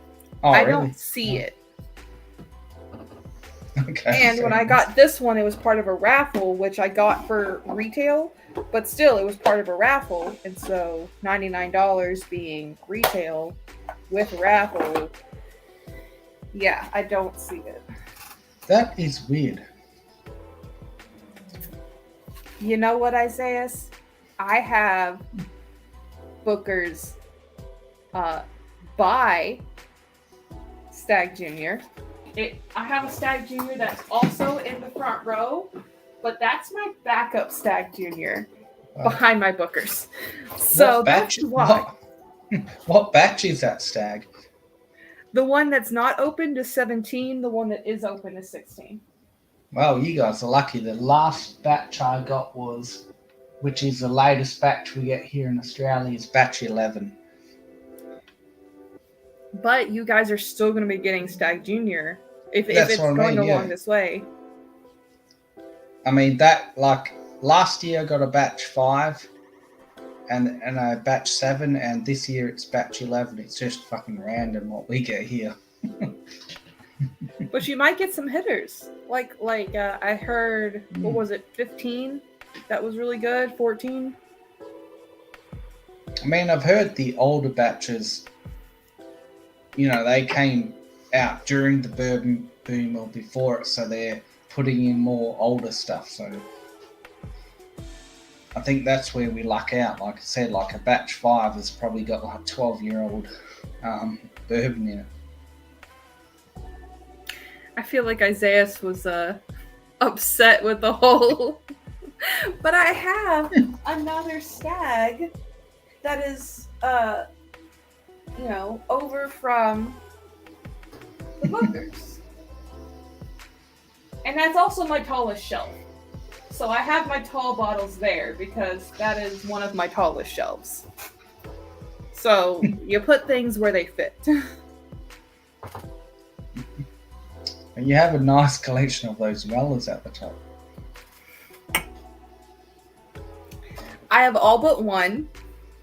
And I also have behind one of those a decanter with some poor man's pappy made up in it.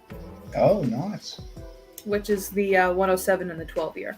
Oh, 107. Yeah. So 2 parts 107, 1 part 12 year, and you've got poor man's pappy. Poor man's pappy. Given that I've never tried a single Pappy or Lot B, Rip Van Winkle, anything, I'll take what I can get. Yeah. I mean, over here, even the Lot B is like $800. Yeah. I'm interested to try it, but I would not spend that much. If I happen to get it in like a raffle or some kind of thing like that, I would love to try it to see what it's like, but I don't want to pay that kind of stuff. No, definitely not. I could have gotten a pour at a bar, but it was $120 for a pour. And I said no. I said no. I mean, $120, that would get you actually a decent full bottle of something. Bloody hell. Yeah. It was for my birthday, but I'm not going to do that. Instead, I had a $30 pour. I spent over $120, but I tried Eagle Rare 17. I tried like a decent amount of High West, Rendezvous, like the Midwinter Night's Dram and Rendezvous Rye, Yippee Ki I tried Old Forester birthday bourbon. Oh wow, that's pretty rare. That one was $30 for a pour. Wow, you got lucky. Yeah. So I tried it and I was like, okay, if I see this and I had in my head a price point, I'd be willing to pay for it. I'm not going to say it on stream because my significant other may see this and say, you're not spending that. And I'm saying I would spend that. No, that's fair enough. But I have a number in my head that I'd be willing to do. I work hard, so I play hard. Well, that's fair enough. When they're offering $30 an hour for 12-hour shifts, extra on top of the already pay that you get, in addition to having overtime, I do what I want. Mm-hmm. Good morning, cheers, Bourbon Beginnings. Saying hi to other people in chat also. Yeah, cheers. What's that? Ruben. Yeah, Ruben's Bourbon Beginnings. Yes, Ruben. I have an image in my head of Ruben now. The whole going back to channel names versus real names. And I'm not great at fitting them together. I'm not even great at fitting names to people, much less two different names to the same person. No, that's fair enough. In my head, you will either be one or the other. And in my head, Bourbon Beginnings is Ruben. Like, Ruben, I can see the picture of him. Like, I'm like, yes. He's going to put all the stickers up in Vegas.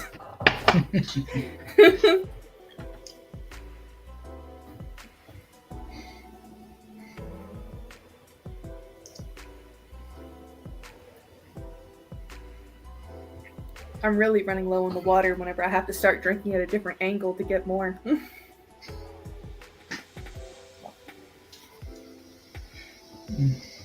But good problems to have. Yeah. Exactly. It's not a scary picture, Ruben. It is not. It's just Bourbon Beginnings. It's like, oh, I recognize this person. I've been in chat with this person. But do I know who this person is? Not really. But then I think of Ruben. I'm like, oh, yeah, I've seen this person. JD, Bourbon Approach. What's up, ladies? Okay. Yeah, there we go. Yeah, there we go, JD. Friendly banter. I see you. Nah, JD's been good. He's been joining my streams last couple of times. Early in the morning. I mean, he's all across the other. Where are you, JD? Lithuania at the moment? Lithuania. I don't even know what that time that is. Yeah. I mean, I don't know, yeah. Still the afternoon for him, I think. 6 p.m. Oh, okay. So decent, good, like drinking time. Drink. Yeah. So I'm gonna say this, and it might sound insensitive, but the only thing I know about Lithuania is I know someone from Turkey. Turkey. And that is it. But I feel What do you mean? Someone from Wild Turkey or Turkey the country? No, like Turkey the country. Oh, okay. Yeah, fair enough. I was going to say. No, the country, Turkey. Yeah, but hey, JD, feel free to join. Yes, I would love to see you. I mean, I was Simon says, feel free to join. Yeah, it's not my stream, but feel free. I mean, I was going to do a stream early, but yeah. But yeah, no, I'm fine with it. Yeah, see ya. Got it all under control. So I have Knob Creek cast strength rye, and he's got the single barrel.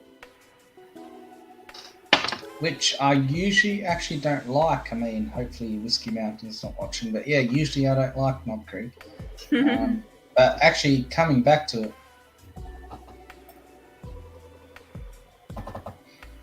just got off work. Give me 5 or less. Yeah, 6 p.m. is a good getting off work time.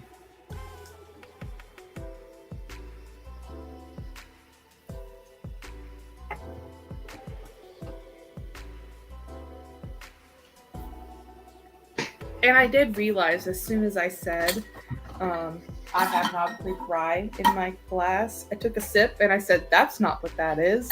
That is the Bookers that I poured because I was jealous of your availability of Bookers." That's what I mean. It's fucking weird. Like, same company, and they're selling the Knob Creek here for only a couple dollars less, and compared to the Bookers, it's just why? Like, it's coming from the same. Go ahead. I mean, it's like with Blanton's. Like I said, I can get the straight from the barrel here, gold label, whatever. Like, straight from barrel is $150 USD. What do you call it? E.H. Taylor small batch is $240 USD for me. Same I've never company. even tried it. Yeah, but that's what I mean. Like, that's a $40. Well, if you can find it, it's a $40 bottle of bourbon in America. But yet, you know, why am I paying so much more for? It's just fucking weird. It is. Sounds like you need more hand deliveries in your life. Like, I mean, I can get E.H. Taylor small batch, but I'm literally paying an extra $90 to get the E.H. Taylor small batch compared to the Blanton straight from the bottle. It's fucking ridiculous. Yeah. I feel like I would like to try a Blanton straight from the barrel. It is divine. I mean, it's just. I mean, Bourbon. You know Bourbon. Yeah. He. You know, he's not a big fan of Blantons, but someone sent him a sample of the straight from the barrel, and he's like, "Simon, can you go get one for me?" Like, you know. Yeah. It is good. It is, yeah. I like the regular Blantons. It's good. Yeah, exactly. I don't think it's worth the $60, but like it's decent.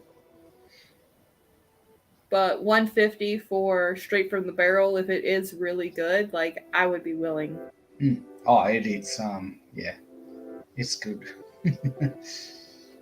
I mean, some people would even prefer it over a George T. Stagg, put it that way. Wow. All right, I've got someone else who potentially wants to come on in. I'm just going to go ahead and add them right up here.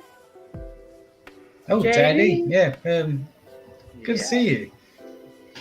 Yeah, it was a long day. Not drinking anything. It's Monday? What day did you say it was? Wednesday? No, it's Wednesday. I was like, it's Monday. How far behind are you? Every day is Monday here. Every day is a Monday. I work 7 days a week, so. Sometimes it feels like it for me, but you know.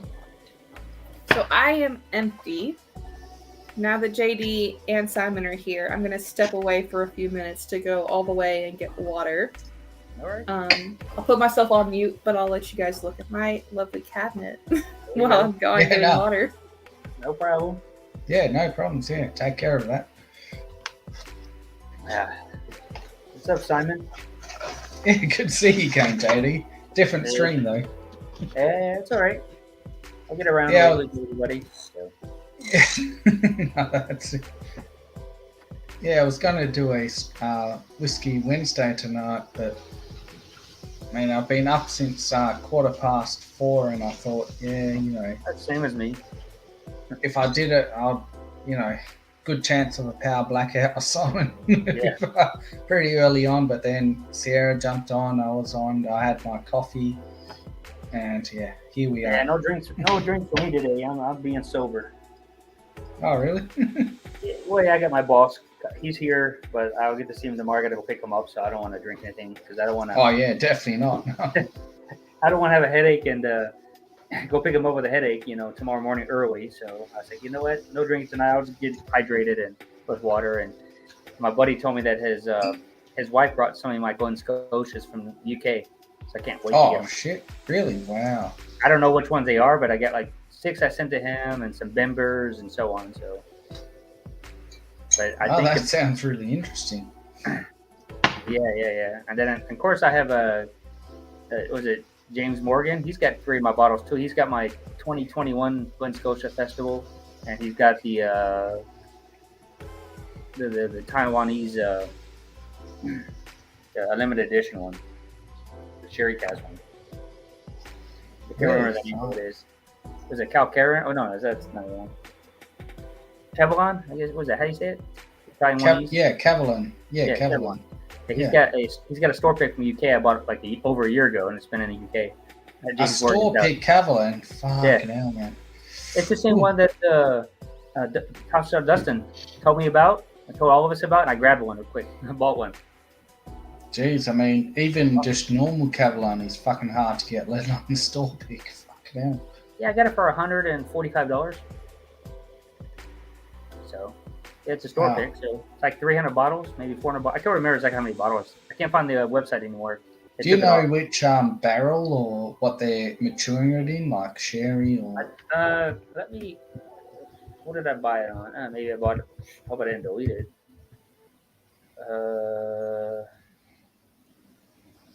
Shoot. I guess I'm trying to figure out what GW. No, that's not it.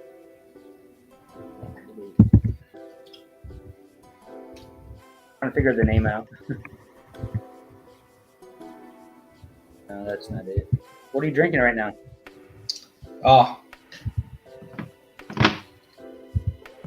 Oh, Blanton's. You gotta go through that whole bottle quickly. You gotta go through that whole bottle. Yeah.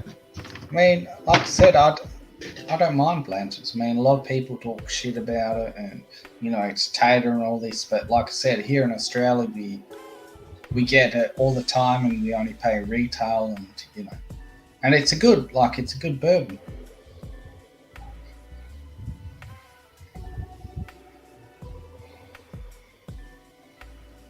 I know. I mean, anything's good, man. That's all I gotta say. I keep telling everybody that I don't mind. I don't mind stuff like that. I mean, I had my fair share of the stuff, so it kind of like for me, it's like second nature. It's okay. Yeah, that's it. Yeah, good to see you, Taxi. Yeah. I had to refill on the water. I mean, I am a nurse. I do know that it's important to have a lot of water. Oh, definitely. Yeah, hydrating. Simon doesn't know about water. He just does the opposite. Hey, I've got my water, JD. Hey, he's drank like almost half of it. Nice. I actually go through usually a litre and a bit during a stream. We do. I'm trying to find that one. I guess I deleted the web. I don't know what it is. So. No, it sounds interesting though, JD. I bought it over a year ago, so that's the problem. Didn't even remember where I bought it from. Actually, you know what? I'll check Top Shelf Dustin's on my other computer what he drank it at, because I know that he drank it, and I think they did like a year ago. They did an episode on it. Ruben, you like Blanton's, yeah. Cheers. I mean, a lot of people, as soon as you say that, they'll just fucking attack you. Blanton's a tater, Blanton's this, it's like, okay, fair enough, yeah, if you're paying, $500 for a bottle, okay, yeah, I can see why you think it's not worth it, but...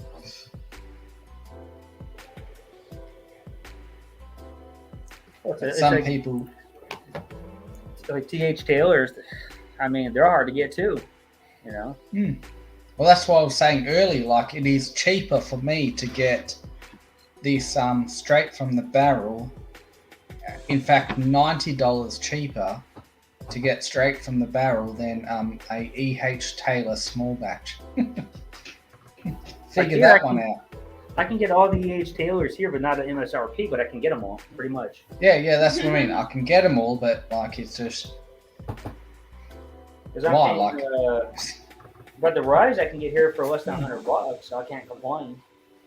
And I know that the Ryes or EH Taylors are pretty hard to get compared to the. Oh yeah. Over here they're like what, fucking 400 Australian, so 300 USD for the EH Taylor Rye.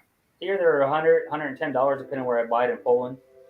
So yeah, they're all like $100. The problem with that is the rye and the small batch and the single barrel, they're all about $100, and the small batch is like $49 back home. But that's why I stick to the Blantons. I mean, over here, you know, Australia, we get Blantons everywhere. It's retail. I mean, why not? Oh, what is that? Going back to it's bourbon night pick. Oh, nice. Okay. It's a pick. That's good. I don't know if you can see it. What's the proof on that? Yeah. It's 120. Okay, yeah. Still good. Anything above 110 is good for me. Oh, Proof Hound, I see. Oh, well, me and Bourbon Neophyte Anthony, we like 55 in the bud, minimum. But, I mean, I've had my fair share of scotch, because I'm a scotch drinker more than bourbon drinker, because it's easier to get scotch over here in Europe and Poland than it is anything else. So I'm the Glen Scotia fanatic over here. I get that more than anyone else. And that's like me with Australia. I mean, over here, scotch is, way more available than bourbon, but still, I mean, we do get some decent deals on bourbon down here. Yeah. But yeah, even, yes, it's ridiculous. I mean, straight from the barrel is literally made in Kentucky, but yet most people in America can never get it. And yet over here in Australia, we can literally just walk in the store and fucking grab a case of it pretty much. It's just fucking, I just can't get my head around it. It's fucking ridiculous. Do you think it's like a supply and demand thing? Like maybe... No, it's, I think someone said it's because the people who own Wild Turkey is a Japanese company, if I'm correct. I can't remember the name. And the S, right? No. For which one are you talking about again? Buffalo Trace. No, Sazerac. Yeah. Sazerac, yeah. I was going to say Sazerac owns them. Yeah, I don't know why they supply Australia with like the good stuff, and yet leave people in you guys in America just hanging. Fucking hell. Yeah, Ruben, I'm gonna have to visit Australia also. Yeah. I have a bucket list trip to New Zealand planned. Oh, nice. We'll see. Yeah, New Zealand's good. Well, Simon's on the far, far west coast of Australia, so you might miss him. Yeah, I'm on the west coast. Yeah. So that's like driving through Texas, New Mexico, Arizona, California, and then the Pacific. Then you get to Simon's house. Exactly. I am mostly interested in the New Zealand trip because of the whole Lord of the Rings. Oh yeah. Lord of the Rings. I can't wait for the TV series. I can't wait either. I'm excited. I mean, I remember watching Lord of the Rings. I mean, my parents took me to watch the first one back in 2001. I mean, it's just ever since then. Yeah. It's got sentimental value to me, Lord of the Rings. I've watched it many, many times.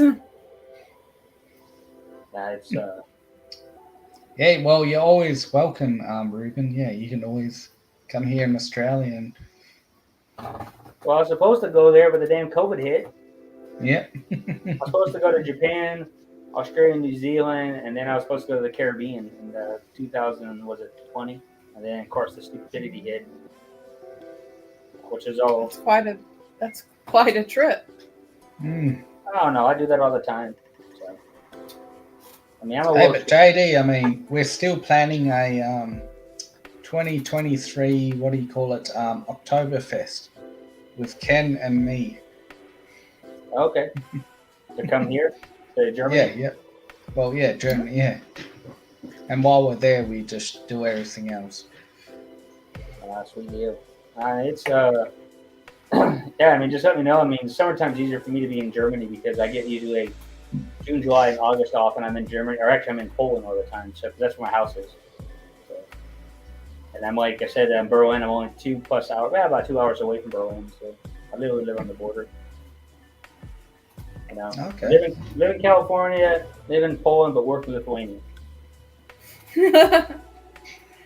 Well traveled, I see.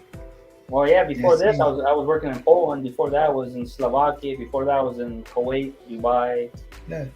So I mean, it's been a trip. Like, I mean, JD's been joining, Scotch Down Under on his live streams, and just over the years, and just watching him, from Bounce this around. place to that place to that place. It's just incredible.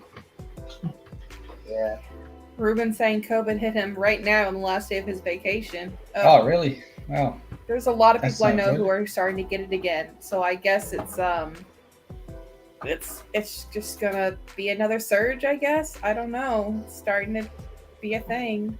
if you think positive, you won't get it, regardless if you're around people. Hmm.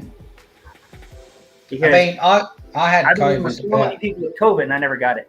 yeah, I mean, I had COVID about 2 weeks. I mean, I tested positive, but I luckily didn't have any symptoms. Man, that was chlamydia. Come on, you can test positive. Around with antibiotics and you're good. No, he's been playing with the damn koala bears again. Yeah, koala bear. Oh, yeah. They got That's a chlamydia. true fact. Koala true bears fact, yeah. actually. I mean, people are like, oh, they're cute and cuddly, but they got fucking sharp claws. But on top of that, they do have chlamydia. They do have chlamydia, koala bears. So, yeah, be careful. Ruben thinking about bottle killing his Garrison Brothers honey Go fish. ahead. Oh, do it, yeah, and join us on stream to do it, Ruben. Yeah, that's the only thing is Yeah. if you do a bottle finish, it's got to be on Yeah. my stream. Yeah, exactly. I have a Garrison Brothers honeydew up there. I have a little bit of the Knob Creek. It's bourbon night poured, but after that I can have some. Okay, so I remember I got it. It's a Cavalon. It was a Cavalon sherry cask, and it was from the Whiskey Exchange in UK. What do you know the ABV?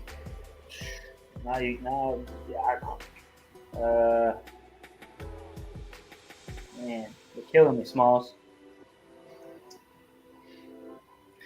Ruben, seeing the E.H. Taylor for $159 and regretting not getting it, I would have to try an E.H. Taylor at all to know if I'd want to spend that on a single barrel. Oh, for single barrel. Ooh, I've heard that it's good, yeah. but the price for me, that's a little high. I mean, maybe that's just me, but it's like if you can't get it, buy it. Single barrel, for me, I like ryes more than, single barrels. I'm a rye fan. Straight from the barrel type stuff, just bourbon. So I'm more of a rye than a bourbon. You would really like this cast strength Knob Creek rye I've got back here. Oh, that sounds good.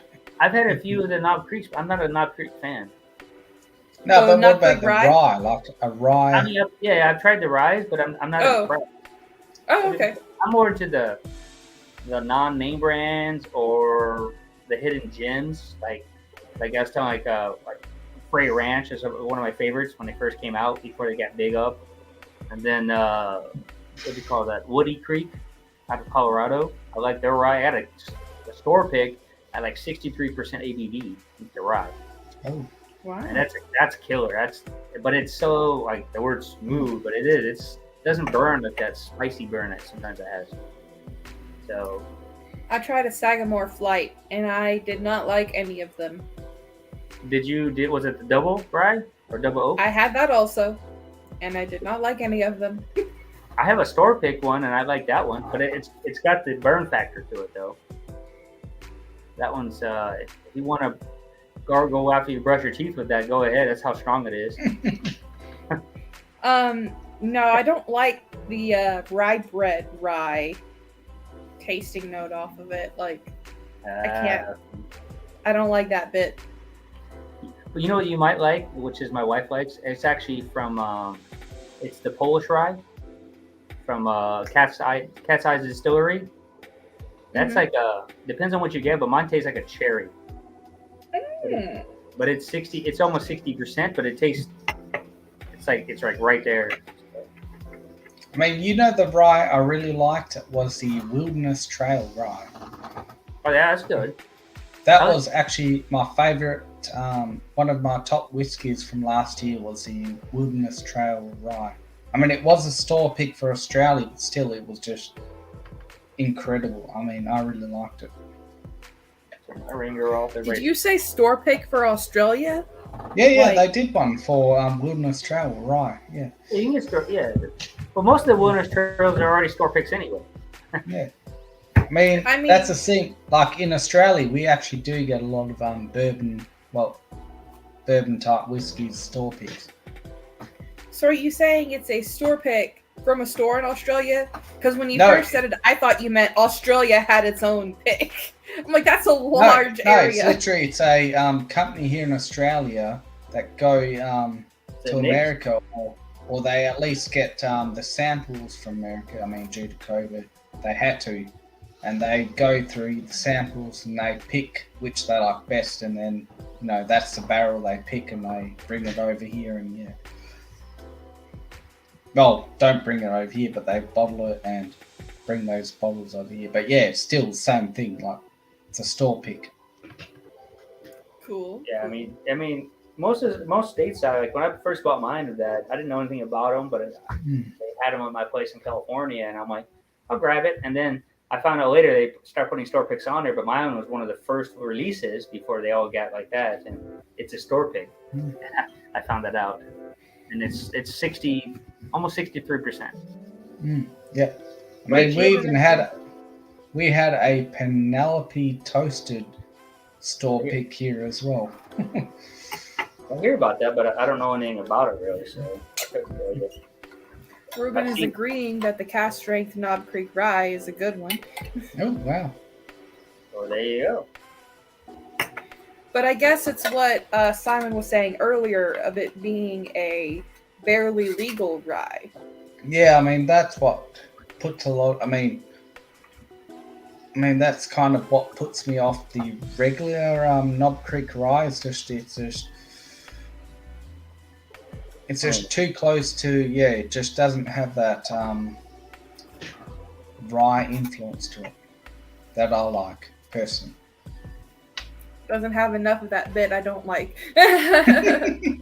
What do you like about rye, Sarah? Like, what is it like? Is it the herbal or dill or... No, it's not the herbal or the dill. Or I love the minty and eucalyptus. But the issue is when I've had, a Reuben, a, roast beef, pastrami, rye bread, sauerkraut sandwich, and those are good. But when it tastes like rye bread, but liquid form, I don't like it. Okay. That is the part that I don't like. The rye bread bit.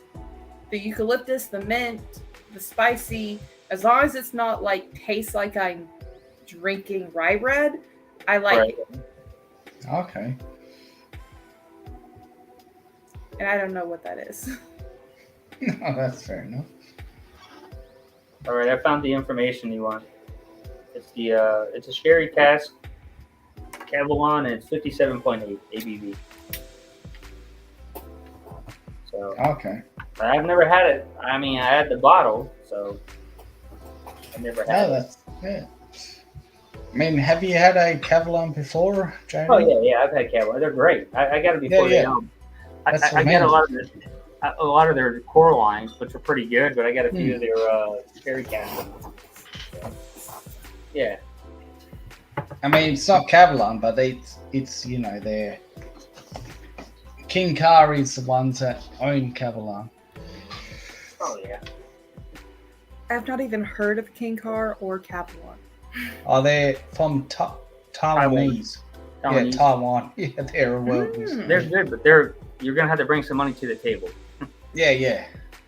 I mean, you can find the store core line, just the basic ones, but they're like $55 to like $95. And then when you start getting into the core line, then you want to go to the higher end, and it's like 100, 150. Then if you want to go to the premium line, you're gonna drop $400 minimum. Yeah. Damn. Yep. Yeah, I mean, especially since they're pretty young whiskies as well. Like most of them aren't over 6 years old. But because of their tropical climate, I mean. Ruben saying that most of his picks are bourbon junkies and the rest are from Texas. And then he hates the pine mint taste and ryes and had 2 of Sean's rye picks and don't like either of them or both of them. Really? Wow. I'm not a Willet fan either, but I've had a few that. Oh, Willet, yeah. Willet is just. I mean, I like rye, but Willet is just. It is disgusting. It's herbal fucking cough medicine. Really? If you try to find anything over 4 years old, you're gonna pay a penny for it. I mean, well, that's what I mean. Like I've had the Noah's Mill and I've had the 4-year-old Estate Rye, and they are just literally fucking herbal cough medicine. Just absolutely disgusting. I can't stand it. Yeah, let me check my Instagram. I bought a Noah's Mill the other day. I haven't opened it yet. No, I just like. I mean, I don't mind rye. In fact, I do like rye, but Willet is just. It is just completely on its own. It's just disgusting herbal cough syrup. It's just. Ugh. Well, see, I have a Willet Wolves whiskey and Willet did a combo together, so they blended each other. So I haven't tried that yet, but I dropped $250 for that. Oh, really? Hopefully you like it, JD. I'm just looking at my ryes right now. But that's the thing, like a lot of people, they pay a lot of money for Willet, and I'm just like, I mean, I like out there flavors, but Willet is just, yeah, like I said, it's literally for me, it's cough. It's like the Blue Run. Cough syrup. The Blue Run, the first release, the Golden Rye from Blue Run, I dropped $100 for that, and that's just terrible. Terrible. I mean, that's just the Mercer Rye, the local one out of Carbon Cash, that's pretty good. That's the one that Independent Joe did the distillery on there. And then let's see what else. Whistle Pig has moments; they're okay. I actually like Whistle Pig, to be honest. Yeah. I mean, they're using mostly Canadian rye, which is actually not too bad. Redemption ryes are pretty good. The high rye is good. I haven't had any Redemption product yet. It's not that I can't get it. I just haven't decided to drop the cost for it. Yeah. Well, my wife likes the rum cast one. We dropped that the Redemption rum cast finish, and it's it's nothing special, but it's like 94, which is like what 47.4%. My wife drinks the whole bottle of that like literally in a month if she wants to. But they're on. But in California, they're $25. Normally they're 40, but they're all day long for $25. So we just pick up a whole case at a time. I throw them on the linen closet. She just grabs them when she feels like. Yeah, that's how it is. That's how it's gonna be with the Devil's River agave bourbon with me and my boyfriend. There you go. Yeah, Old Pepper Rye is pretty good. That's not too bad. Of course, George, the antique collection is not too bad, but that's hard to get. I'm just looking at some of my ryes. Oh yeah, the antique collection's not that bad. Hey, I'll be back in a tick. I'm just going to drain my lizard. Okay. Ruben saying, I have a Noah's Mill. Can send a sample before you open it. Is the Noah's Mill rye? Because now I'm hesitant. I was thinking it was a little different than that. But I mean, yeah, I won't say no to a sample. I hope I like it because I spent the money to buy the bottle, but we'll see. If I end up trying the sample and it is not my profile, I can totally hand deliver it to somebody else a lot easier than. Oh yeah, after you're better, yeah. Don't want to meet you if you're still feeling bad. Never had Noah's Mill, so couldn't tell you anything about it. I mean, I've had. I have lots of bourbon, but I haven't opened them because I'm not home. So the stuff they over here is just it's bare bone basics. You know, it's nothing special. It's just the bare core line, like Four Roses, Knob Creek, Wild Turkey. Now, I can get Wild Turkey Unforgiven here, so that's not too bad. So I can get that. Yeah, not too bad at all. But I can't get anything else. That's the problem. I can get a few things that's here good, but it's about $55 for that. And there's different years of that that's on the shelf still here. Nobody likes it, so I grabbed it. I can't get the rye though, the regular core wine rye. And so, that's why you go to Scotch all the time. Damn. Just there's Unforgiven here, and you can pick the year that you want. Like, that's just crazy. Yeah, there's pros and cons. It's like, you guys get all the bourbons in the world. I mean, I buy a lot of it, but I have to look for it online, and it's hard to find because when you sell it and ship to your house, it's like expensive instead of just walking in. So, but I've had my moments where I found stuff like, before this all blew up, like the antique collection, I bought, before it became popular, probably close to like 50, 60 bottles of that stuff, the different products, but nobody liked it at that time. So like 2006, 7, 8, 5, I was drinking all that stuff at that time. I was just buying loads of it because they were unloading it at discounts in California. So I'd buy the whole case for it.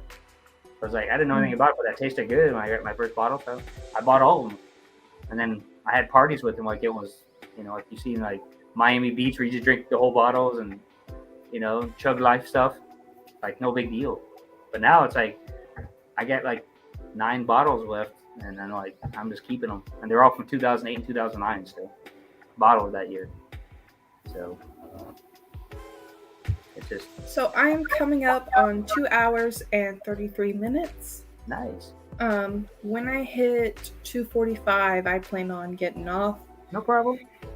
I had a long 12-hour shift. JD, were you on stream or watching when I told the story of what happened today? No. I was driving. I mean, I didn't have reception out there, so I couldn't really watch anything. So no, I haven't heard. What's up? So, number one, do you know where I work? I know you're RN. That's all I have, but I don't know what state. Okay, so I'm from Texas. I currently work in Texas, and I am a psychiatric nurse. Oh, perfect. I last night worked in the psychiatric geriatric department. Okay. So these are the older people who are, in addition to having psychiatric issues, also have the issues of older people. One of which being incontinence. Right. And I got kicked in the stomach 3 times, really fast. Oh. Really hard. Yeah. I mean, you never know what that.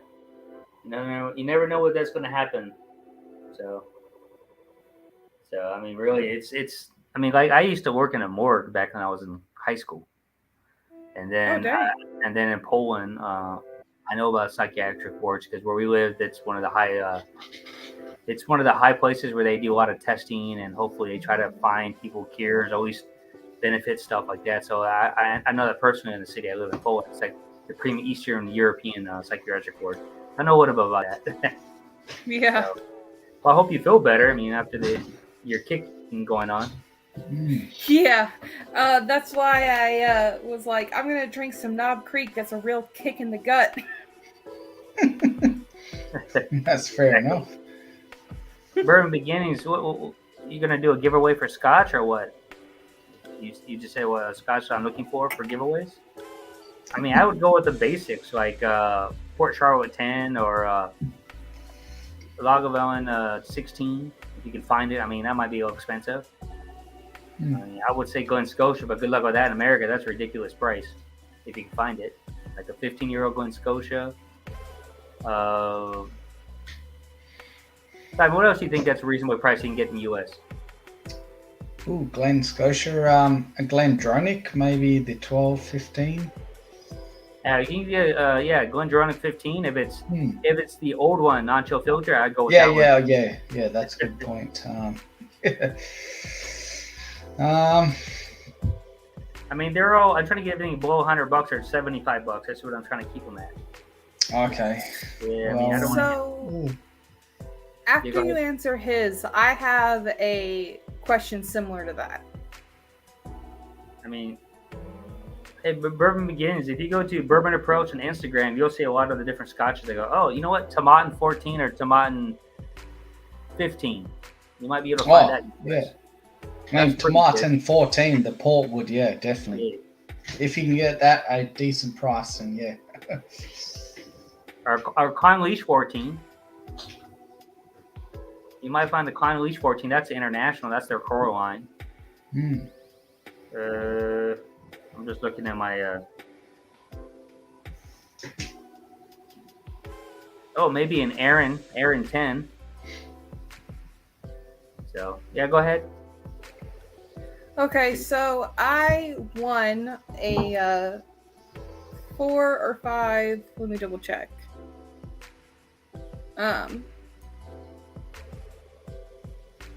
Anyways, 4 or 5 samples being able to get out of someone's collection. Okay. And what I'm thinking so far is Johnny Walker Platinum label. Okay. And Ardbeg. They have 3 different ones, but I don't know which one I would want. I've never tried Ardbeg, so keep that in mind. Oh, really? Okay, fair. Okay. If you ever have that in the blind and the samples, do that last. It's a peated. Yeah. I have a peated Scottish-inspired whiskey from Texas, but I haven't had actually. Balcones, or is that the other? It's Andalusia. Okay, I'm about to say that one. Yeah, okay. I've heard Andalusia. So the 3 options for Ardbeg is Ardbeg Corvecian. Okay. Ugadale. Ugadal, yeah. Ugadal. And 10-year-old. I would say the Ugadal. Ugadal. Yeah. Ugadal. That's the one I like of that 3. I'm not an Ardbeg fan, but that's the one I would choose. I mean, yeah, Ugadal, that's the sherry finish. Yeah, and it's in between both of those, the last 2, not the 10-year-old, they're pushing close to, like, I'll say close to $80-$90 in the US. Depends on where you're at. Oh, really? Wow. Yeah. I'm mainly going to try things that I haven't had before. Right. Which is most of the Scottish things. As Simon knows, I've only had one Oban 14 pour at Disney World, so I've never had Oban anything. Really? No. Are you serious, Tony? It's just not been on my radar. So I've had a lot of other stuff no one's ever had, but if you have an Oban 14, I would try it.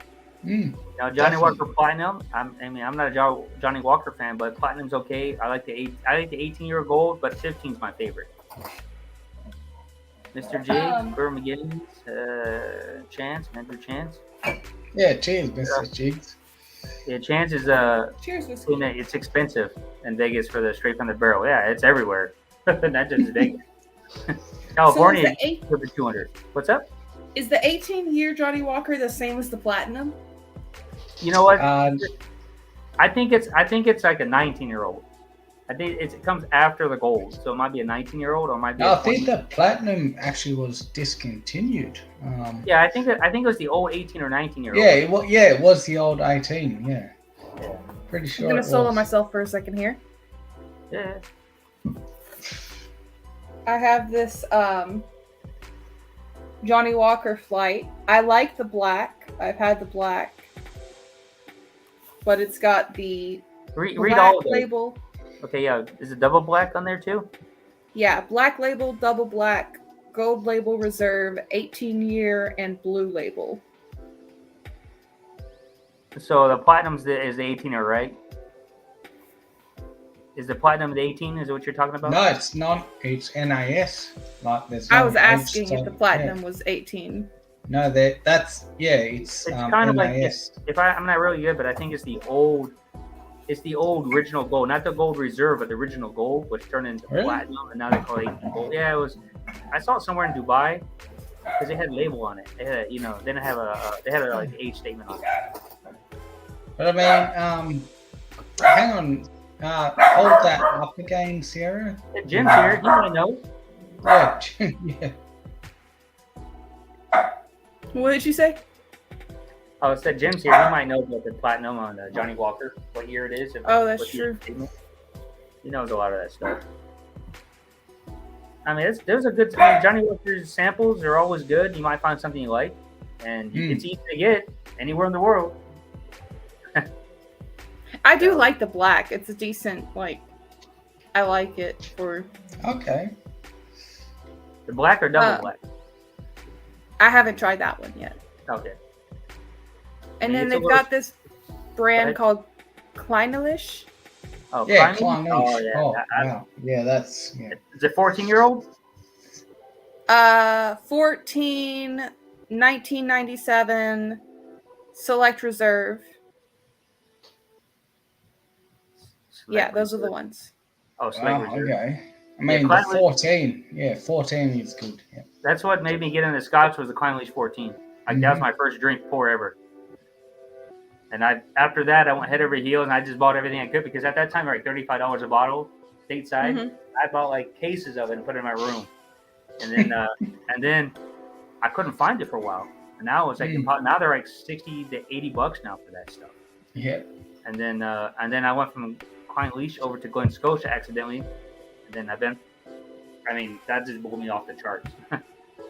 So like I said, Glen Scotia, it's hard to get, and Jim knows I'm a Glen Scotia fan. I mean, I got like probably 30% of my collections are Glen Scotia, and I have like 500 bottles. So Oh. Yeah. but yeah, those are good.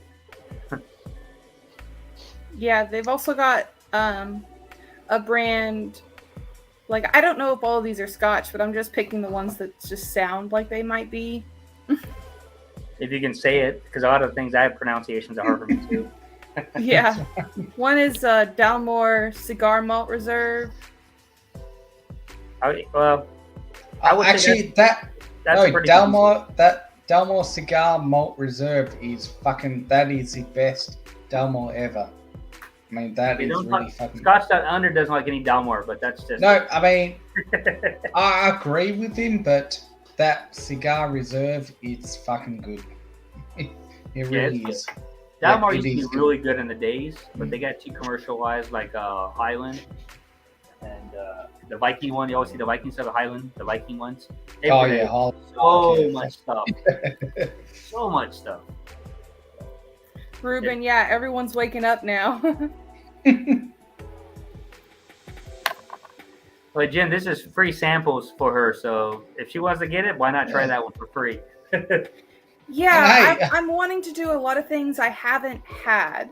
And right now, I haven't had that many of these things. Well, the Dalmore cigarette one malt is, I think, Yeah, Cigar Malt. It's 140 or 135 to like 165 for that bottle. That's actually not too bad. I mean, Yeah. like It the says cigar. 44% volume. Yeah, Well, it that's is, but normal. it's That's normal. the cask they're using is really good. I mean, that is literally. I mean, I've had the Dalmore 18 and all that kind of stuff, and that cigar malt is the best out of all of them. It is really Yeah. good.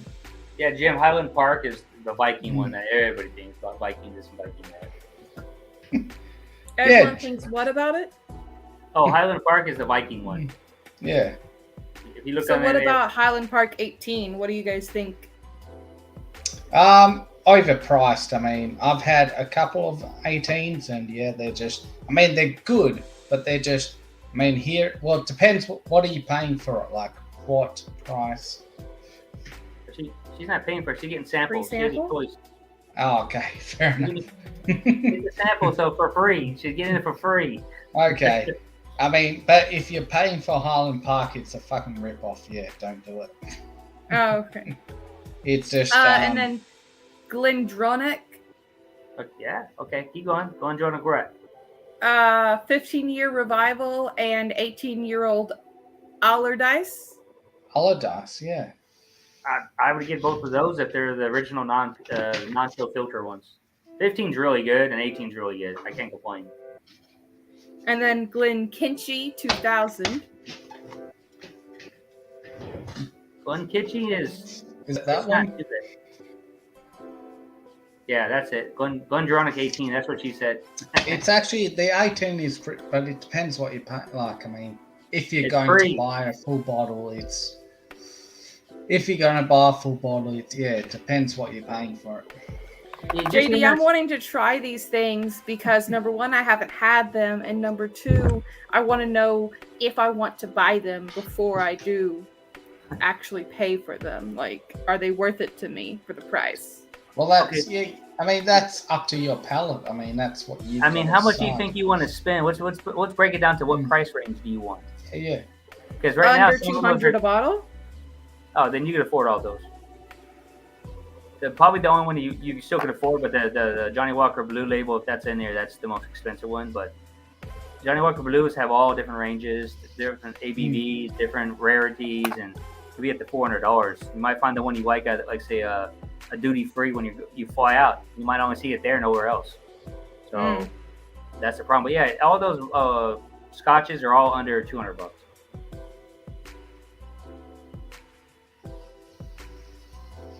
So. Only scotch I'm going to grab anytime soon is Balvenie Double Wood, the 17-year. Didn't realize it's been discontinued, but for far less, the 12-year is just fine. Yeah, I mean, yeah, the 17, it's been discontinued, but yeah. Well, the Balvenie 15 Sherry just came out, so you probably can pick that up for like 125, 150. That's good. And you still got the 14-year-old Caribbean cask and the oh yeah, that's cheap. That's reasonable. 14-year-old peated week, like the peated version. I mean, yeah. Yeah, Balvenie's one of the better ones. All right, this list of potentials has still got a little bit on it. Lagavulin 1998. Wow, shit. Okay. Lefroy Cardias. Oh, that's a good bottle. Lefroy I've never had a 18-year. Cardias, yeah. And Lefroy 10-year. Macallan 18-year. Depends on what cask of the 18-year. It's overpriced, but some people like Sherry it. cask. Yeah, okay, it's a sherry cask 18-year-old. If you ever want to try to Macallan, because you're paying really for the name, it's some are good and some are bad. Here it is. Yeah, Macallan, it's just, I mean, I have 20 bottles of it, but they're all like limited editions. I don't have the 18 year, 12 or 10. I don't have the core wine stuff. I mean, they're overpriced, to be honest. There's also Mortlach. Yeah. I was 25-year-old GM. Yeah, that's my next bottle I'm cracking. You said a 25-year-old? Yeah. Oh, I'd give her that. Grab that. Yeah, definitely. Grab the 25 for sure. And then there's an 18-year-old of the same Mortlach. I would get that 25 first, in my opinion. Okay. There's Oban 1998. Oh, really? Wow. Oh, okay. In Montia Fino cask. So it's a finished cask. That sounds good. Yeah. Well, anything that age, worth getting. Royal Lochnagar. Okay. No, I'd say Lochnar. Yeah, not my favorite. 2000. Springbank 19-year. Oh, hell yeah. Yeah, definitely. Yeah. Number one on the list. Number one on the list. Grab that one. Okay. Isaiah, I have had one thing with peat, which is Andalusia, and I like it. It's savory, but I haven't had any actual like scotches with peat, so I don't know. And I don't know if that Andalusia is heavily peated or lightly. I don't know. Like I don't have enough exposure to really know. That's the thing. I'm trying to do this for like the exposure of it. And so, which Springbank did you say? All of them. Well, there's a 19, a 10, a 20, a 1995. All of them. Yep. Okay. All I of them. mean, anything Springbank, I mean, it literally does not exist. They're just For that us, good. let alone most people. Yeah. They're good. They have a funky Mm. taste, but that just the complexity of that stuff is just good. If you ever want to see anything about Springbank, go to Top Shelf Dustin's. He loves Springbanks. Of course, he likes the 25-year-old, which is Yeah. a lot one. But it's like $1,000. But yeah, I would grab those because Springbank is out of control on pricing right now. So if you want some samples, you might never get a bottle of. Because right now it's hard. A 10-year-old here is $100, depending on where I'm at. It used to be $50, and that's just in Lithuania. And then the 15-year-old is like $175, and those are normally like $75, $80 bottles. Below now they're just ridiculous. So 20-year fresh sherry or 19-year recharge sherry? Both. Oh, that sounds good. Both. Yeah. Uh, I mean, it's a sherry cask recharge is good too, but I go with the older one first. The older ones are always better. okay. Yeah. And then there's also the 1995, which is a 20-year from 1995. Yep. If it's not, I would. It's a fresh rum cask. Ooh. Oh, So right. That's Okay. gonna be so that'll be sweet. I mean, yeah, that sounds. They all sound good, all three of them. I mean, I could go wrong with it. If you let you, I know. My thing is, I gotta go it down to 4 or 5. There's Long Row 11-year-old. I don't know what that is, but where Longgrow is That Campbelltown Malbec. products. They're Yeah, all good, yeah. but stay with Springbank. Longgrow is they're younger. I go with the Springbank over Longgrow, but they're both No, good. but Longrow is also the more heavily peated version of Springbank. So Okay. they've got a lot more smoke. If it's the red, if it's a is it Longgrow Yeah, red? red. Yeah, red. Mm. Then that's a good one. Oh yeah. Mr. Jigs, did WhiskeyRN buy my Christmas list? No, I found someone's collection. And I was going to say, pinch hitter, Jim, why don't you join us on screen? What are you doing? Yeah, it's barely noon. What you got going Yeah. on? Yeah, that whoever's collection that's those are hitters. I mean, they were pretty much most hitters for me. Some I haven't had, but most are hitters. I had most of those. Okay. Yeah, you can't go wrong. Just like if you go with the Ardbeg, Lagavulin, that's Lefroy. Those are peated, mostly peated scotches. Depends on that's. So if you want to try one peated out of the collection, I would say with a finished cast over the peated, just because it's new, and peat might be compared to what you're trying, and this peat it might be too strong for you. So which one was it that you said? Well, I mean it was Ugodal, but you had other ones in there. So Lagavulin or Lefroy. Like Lefroy, like if it's a finished cast, like say a sherry cast or something like that with peat, that's a good start. You have a little bit of sweetness, but you also have the peat that's going to be super strong. So Just the Portwood Cardias. that's a sweet one. That's a good one though. That's a good starter one if it's a or Lagavulin Ugodal is good too, but that's got some strong punch to it. Okay. Yeah. It's also got Talisker 2002, Talisker 10-year, Talisker 27-year refill American Oak. Okay, that's more bourbon influence. I mean, it's still good. I mean, I like Talistar, so don't get me wrong. I like 18-year-olds and 25 all day long. The 10, you can get that anywhere. You can get a bottle of that on your own. You get somebody will send you samples of that. That stay away from the 10. Oh, I mean, okay. it's good, but it's not. If you're gonna take a Talistar, go for the top stuff. If you're gonna get it for free. Well, because then when you step down, you'll realize that this is really good. And then if you go from the lower entry point, you might be turned off from it and like, I hate this. So you might not try that company again, that distillery. So like, if someone's giving you free samples, jump right into it and have fun and go for the better stuff. So, Yeah.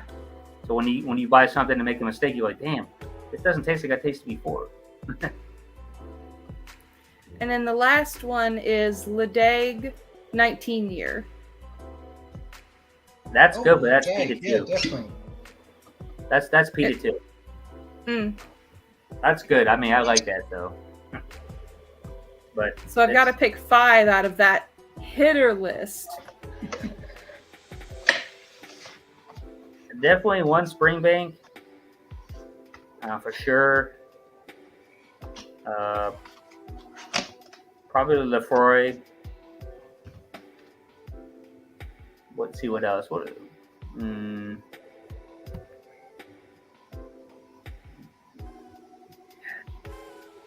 you repeat some of those again? Just the distillery names. Yeah, I got it sorted by distillery. So Johnny Walker. I don't know if Masterson's is. I don't know what that is. Ardbeg. Ben Rake. Ben Rick, yeah. Ben Rick, that's good. But keep going.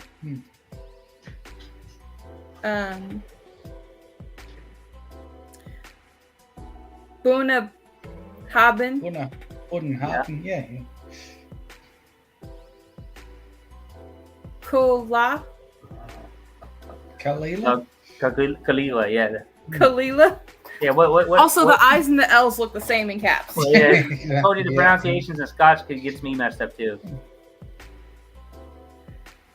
Yeah, a couple Kalilas. Kleinlish. Kleinleash, yeah. Kleinlish. You'll learn it once you start drinking it. It'll start rolling off the tongue. Oh, yeah, definitely. Craigamore. Oh, crap, yep. Dalmore cigar. Dalwhinnie. Dalwhinnie, yeah. Glendronach. Okay, so yeah, I would say Glendronach, Springbank for sure. Lefroy. Those are the ones I would go for first. Keep going. Glenkinchie. Glenlivet, which I have a... No, I don't have a Glenlivet. I have a Glenfiddich. Glenlivet, Glenfiddich, they're kind of like this, they're like mass produced. You can get it any time, unless it's an older one. But keep going. That's not what I would go for. But Glenthrows, Highland Park, Cavalan, Solist. Yeah, okay. That what was that? What kind of? That's a sherry cask one. Sherry, yeah. That's a Taiwanese one we were talking about earlier. Remember? Oh, is that what this is? That's a Taiwanese. I mean, that might be good to get. I mean, if he has more than just one in there, I would say Taiwanese. You never had it. Try it. Yeah, I mean, knowing this Taiwanese, I'm probably just gonna get it because that's what it is. Mm-hmm. And then Lefroy, Macallan, Tillamore, Mortlatic. Yeah. Mortlatic. That's the one I'm having right now. 25 and 18. Oban, Royal Lochnar. We already said the Springbanks is on there. Long Row, Talisker, Ledag, Ledjag, I think. Ledag. Yeah. Ledjag, I think they call it Ledjag. Yeah, that's a 19-year-old. That's beat it. I mean, yeah, they're all good. So I would say with a Taiwanese, Springbank, Lefroy, and Glendronach. And then I would say for me personally, stay away from the Johnny Walkers. I would say try anything else. Just pick one out of random that you can just try. And well, try if you said that the Glendag is weeded, I am a weeded fanatic. I love weeded whiskey. No, it's not weeded. I mean, which one did you have? Say what again? Which one was that? Glendag. I thought Simon said something about it. I couldn't. Oh, peated. Yeah, Ledjag. Yeah, Ledjag. Yeah. I only heard the eated, and I was like, oh man, if it's weeded, I'm down. I go, it's weeded. I didn't know it was weeded. There's no Scotch weeded. Yeah, I would say go through there, look for the older age statement, and just go for it. I mean, that's where I would pick the first four. The last one, I would say go for the older age statement and just pick one. So, like, there's none of them other than the Tillamore and the Johnny Walker. You wouldn't say like to stay away from anything particular. I'm not a. I mean, I like Johnny Walker just what it is, but I'm not like I don't go out and just buy them. I mean, I'm gonna if I do anything, it's just a cheap green label. I mean, they changed everything now. The 18 was pretty decent, so and so on. So, I mean, I would go for the name companies that stand out or something that you might be able to get. So.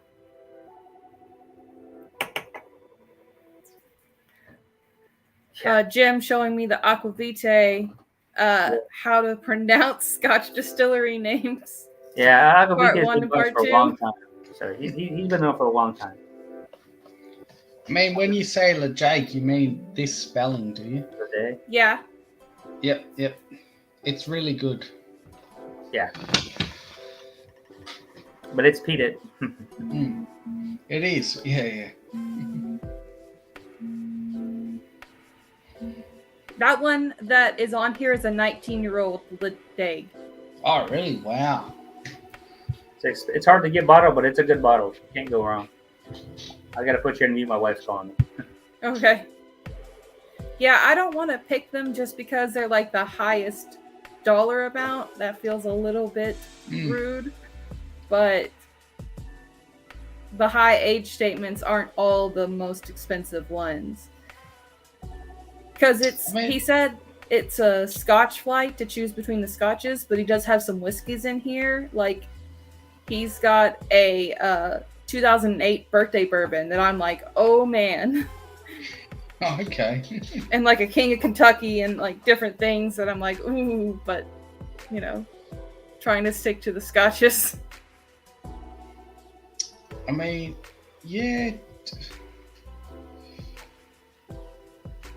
I mean, LeJake 19 would be a good thing. I mean, you've never had a LeJake before, have you? Obviously, yeah. So, The only ones I've had is the Oban 14 and the Glenfiddich 14 bourbon barrel, ex-bourbon barrel. Okay. So those are the only two. And then the Andalusia peated. Yes, he did send me his whole collection to sift through. And half the fun is incorrectly saying the names. Yeah, he did send me his collection to sift through. It's like 65 bottles, and I can pick 4 or 5. And I was like, that's a lot with me not knowing anything about it.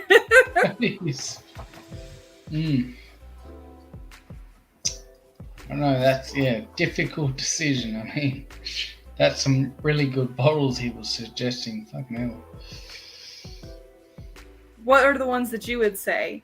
I know a Springbank and the Calavan. That time. Yeah, I'll definitely say get a Calavan. I mean, definitely. I mean, it's worth experiencing. And then whatever the older Springbank is, so that's 2 for sure. Definitely Springbank.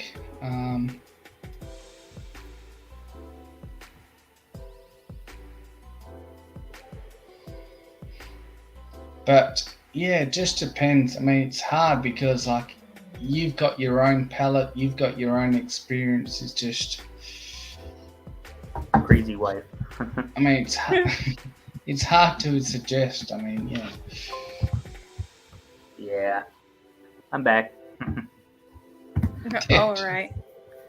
Yeah, I would say get some of the ones that me and Simon talked about that we liked, and then I would say just go through the list and just grab one that's older age statement and go for it. You know, can't be wrong with any of them because if I say 85-90% of the collection they're spot on collection. It's good stuff. So the thing is, I'm a little bit hesitant about the high age statements, like the 23, 25, like okay. But with it being Scotch, will it get like? Does it easily get like too oaky? Like a 15 can be way too much here. Maybe a little oily, but not oaky. Yeah. No. But with Scotch, you got to remember. I mean, they have a lower angel share, so they can How do I explain it? I'm trying to think. Well, when it gets older, you have lower ABV usually, and then also it can become more oily. You know. And You could on do top it of with that, they're using like third fill barrels. Like it's just Yeah, they're not using like new oak, American oak. they're not They're not using American oak. But you remember, because in the U.S., when its age statement's like 15 years, it's actually like in Scotch years, it's like older. So that's why it's harder, and that's why you get that oaky barrel taste. Yeah. And it doesn't have that like Texas has that strong profile, like hot and cold. Oh yeah, it will punch you in the face. Yeah, that's the problem. Yeah.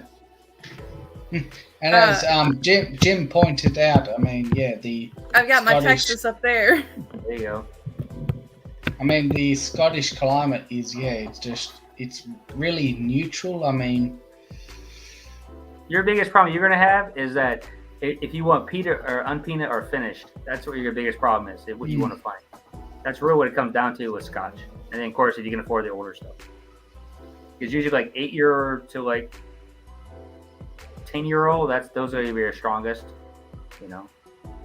So if you want a little high ABV, I mean, there are some older ones that do have kind of 50% ABV, which are good. But to be honest, when the Scotch gets old, I try to find like 50%, but it's really hard to find an old age statement at 50%. It's just hard. So the only thing I can think of is like the Macallan 2550 that the Hot Buttery Rolls were talking about recently. Yeah, good luck. Yeah, well, good luck with that. I mean, exactly. I mean, if someone's gonna offer you that old Macallan and see what the hype is, go for it. I mean, the 18-year-old sherry that you're talking about, that's a $200 bottle. Oh, more than that. Yeah, I mean, I mean, I don't know. I haven't bought them in a long time, but I know that a minimum $200. And then you hold on to that bottle, and then next thing you know, it's like $1,000 in like 5 years just because everybody wants it. I'm like, is it worth it? No. But if someone's gonna pay me $1,000 so I can buy more Scotch or whiskey, you can have it. I've already had it. So like, yeah, you can have. I'll get other things. Yeah, I mean, if you like to trade, like say somebody wants to buy that from you or trade for you, and they get stuff that you never have, that's a good trade.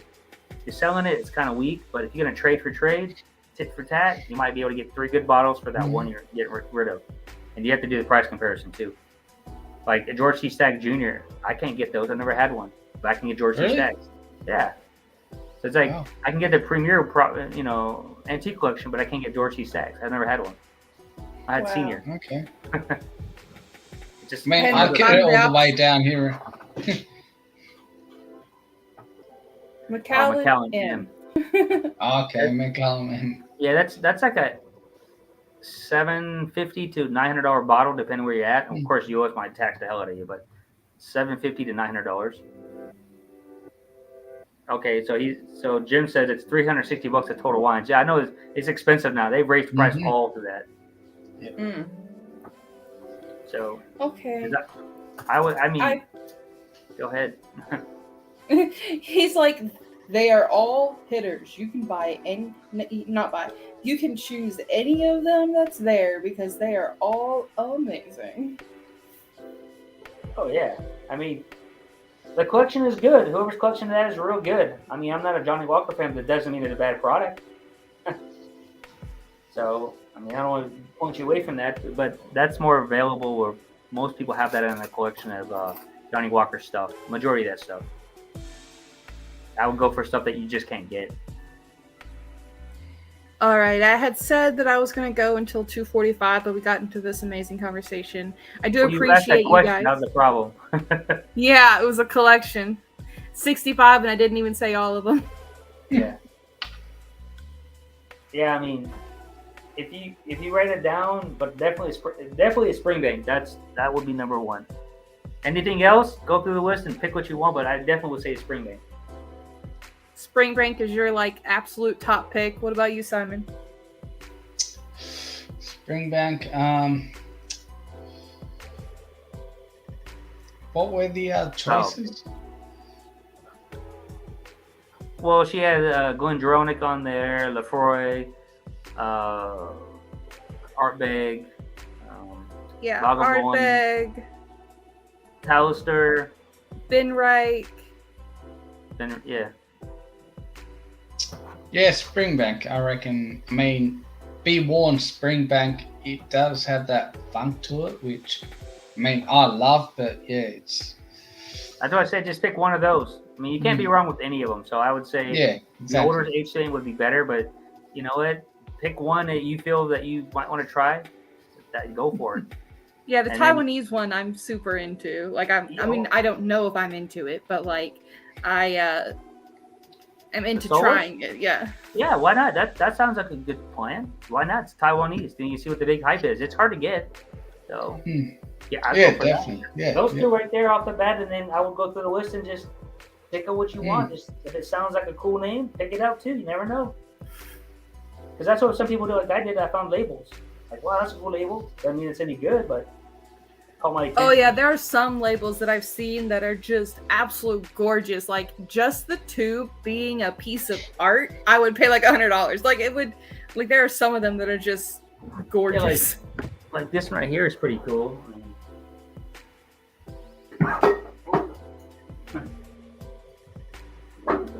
Jim, it's the 18. No. Like I have a Polish release. Oh, nice. Nice. And then I have the Cute. Oh, the bottom of it's so cool. yeah, and then the packaging for that's good. That's a Glen Scotia. That's my favorite. I got more than that on the desk right here. Nice. But yeah, I mean, it just depends on what you want. You know, see, Jim even says that. You know what he likes.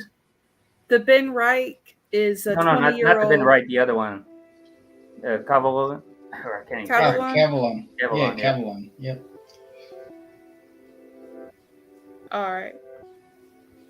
Okay, this has been very informative. I appreciate it. It's been a good, successful stream for the first Yeah.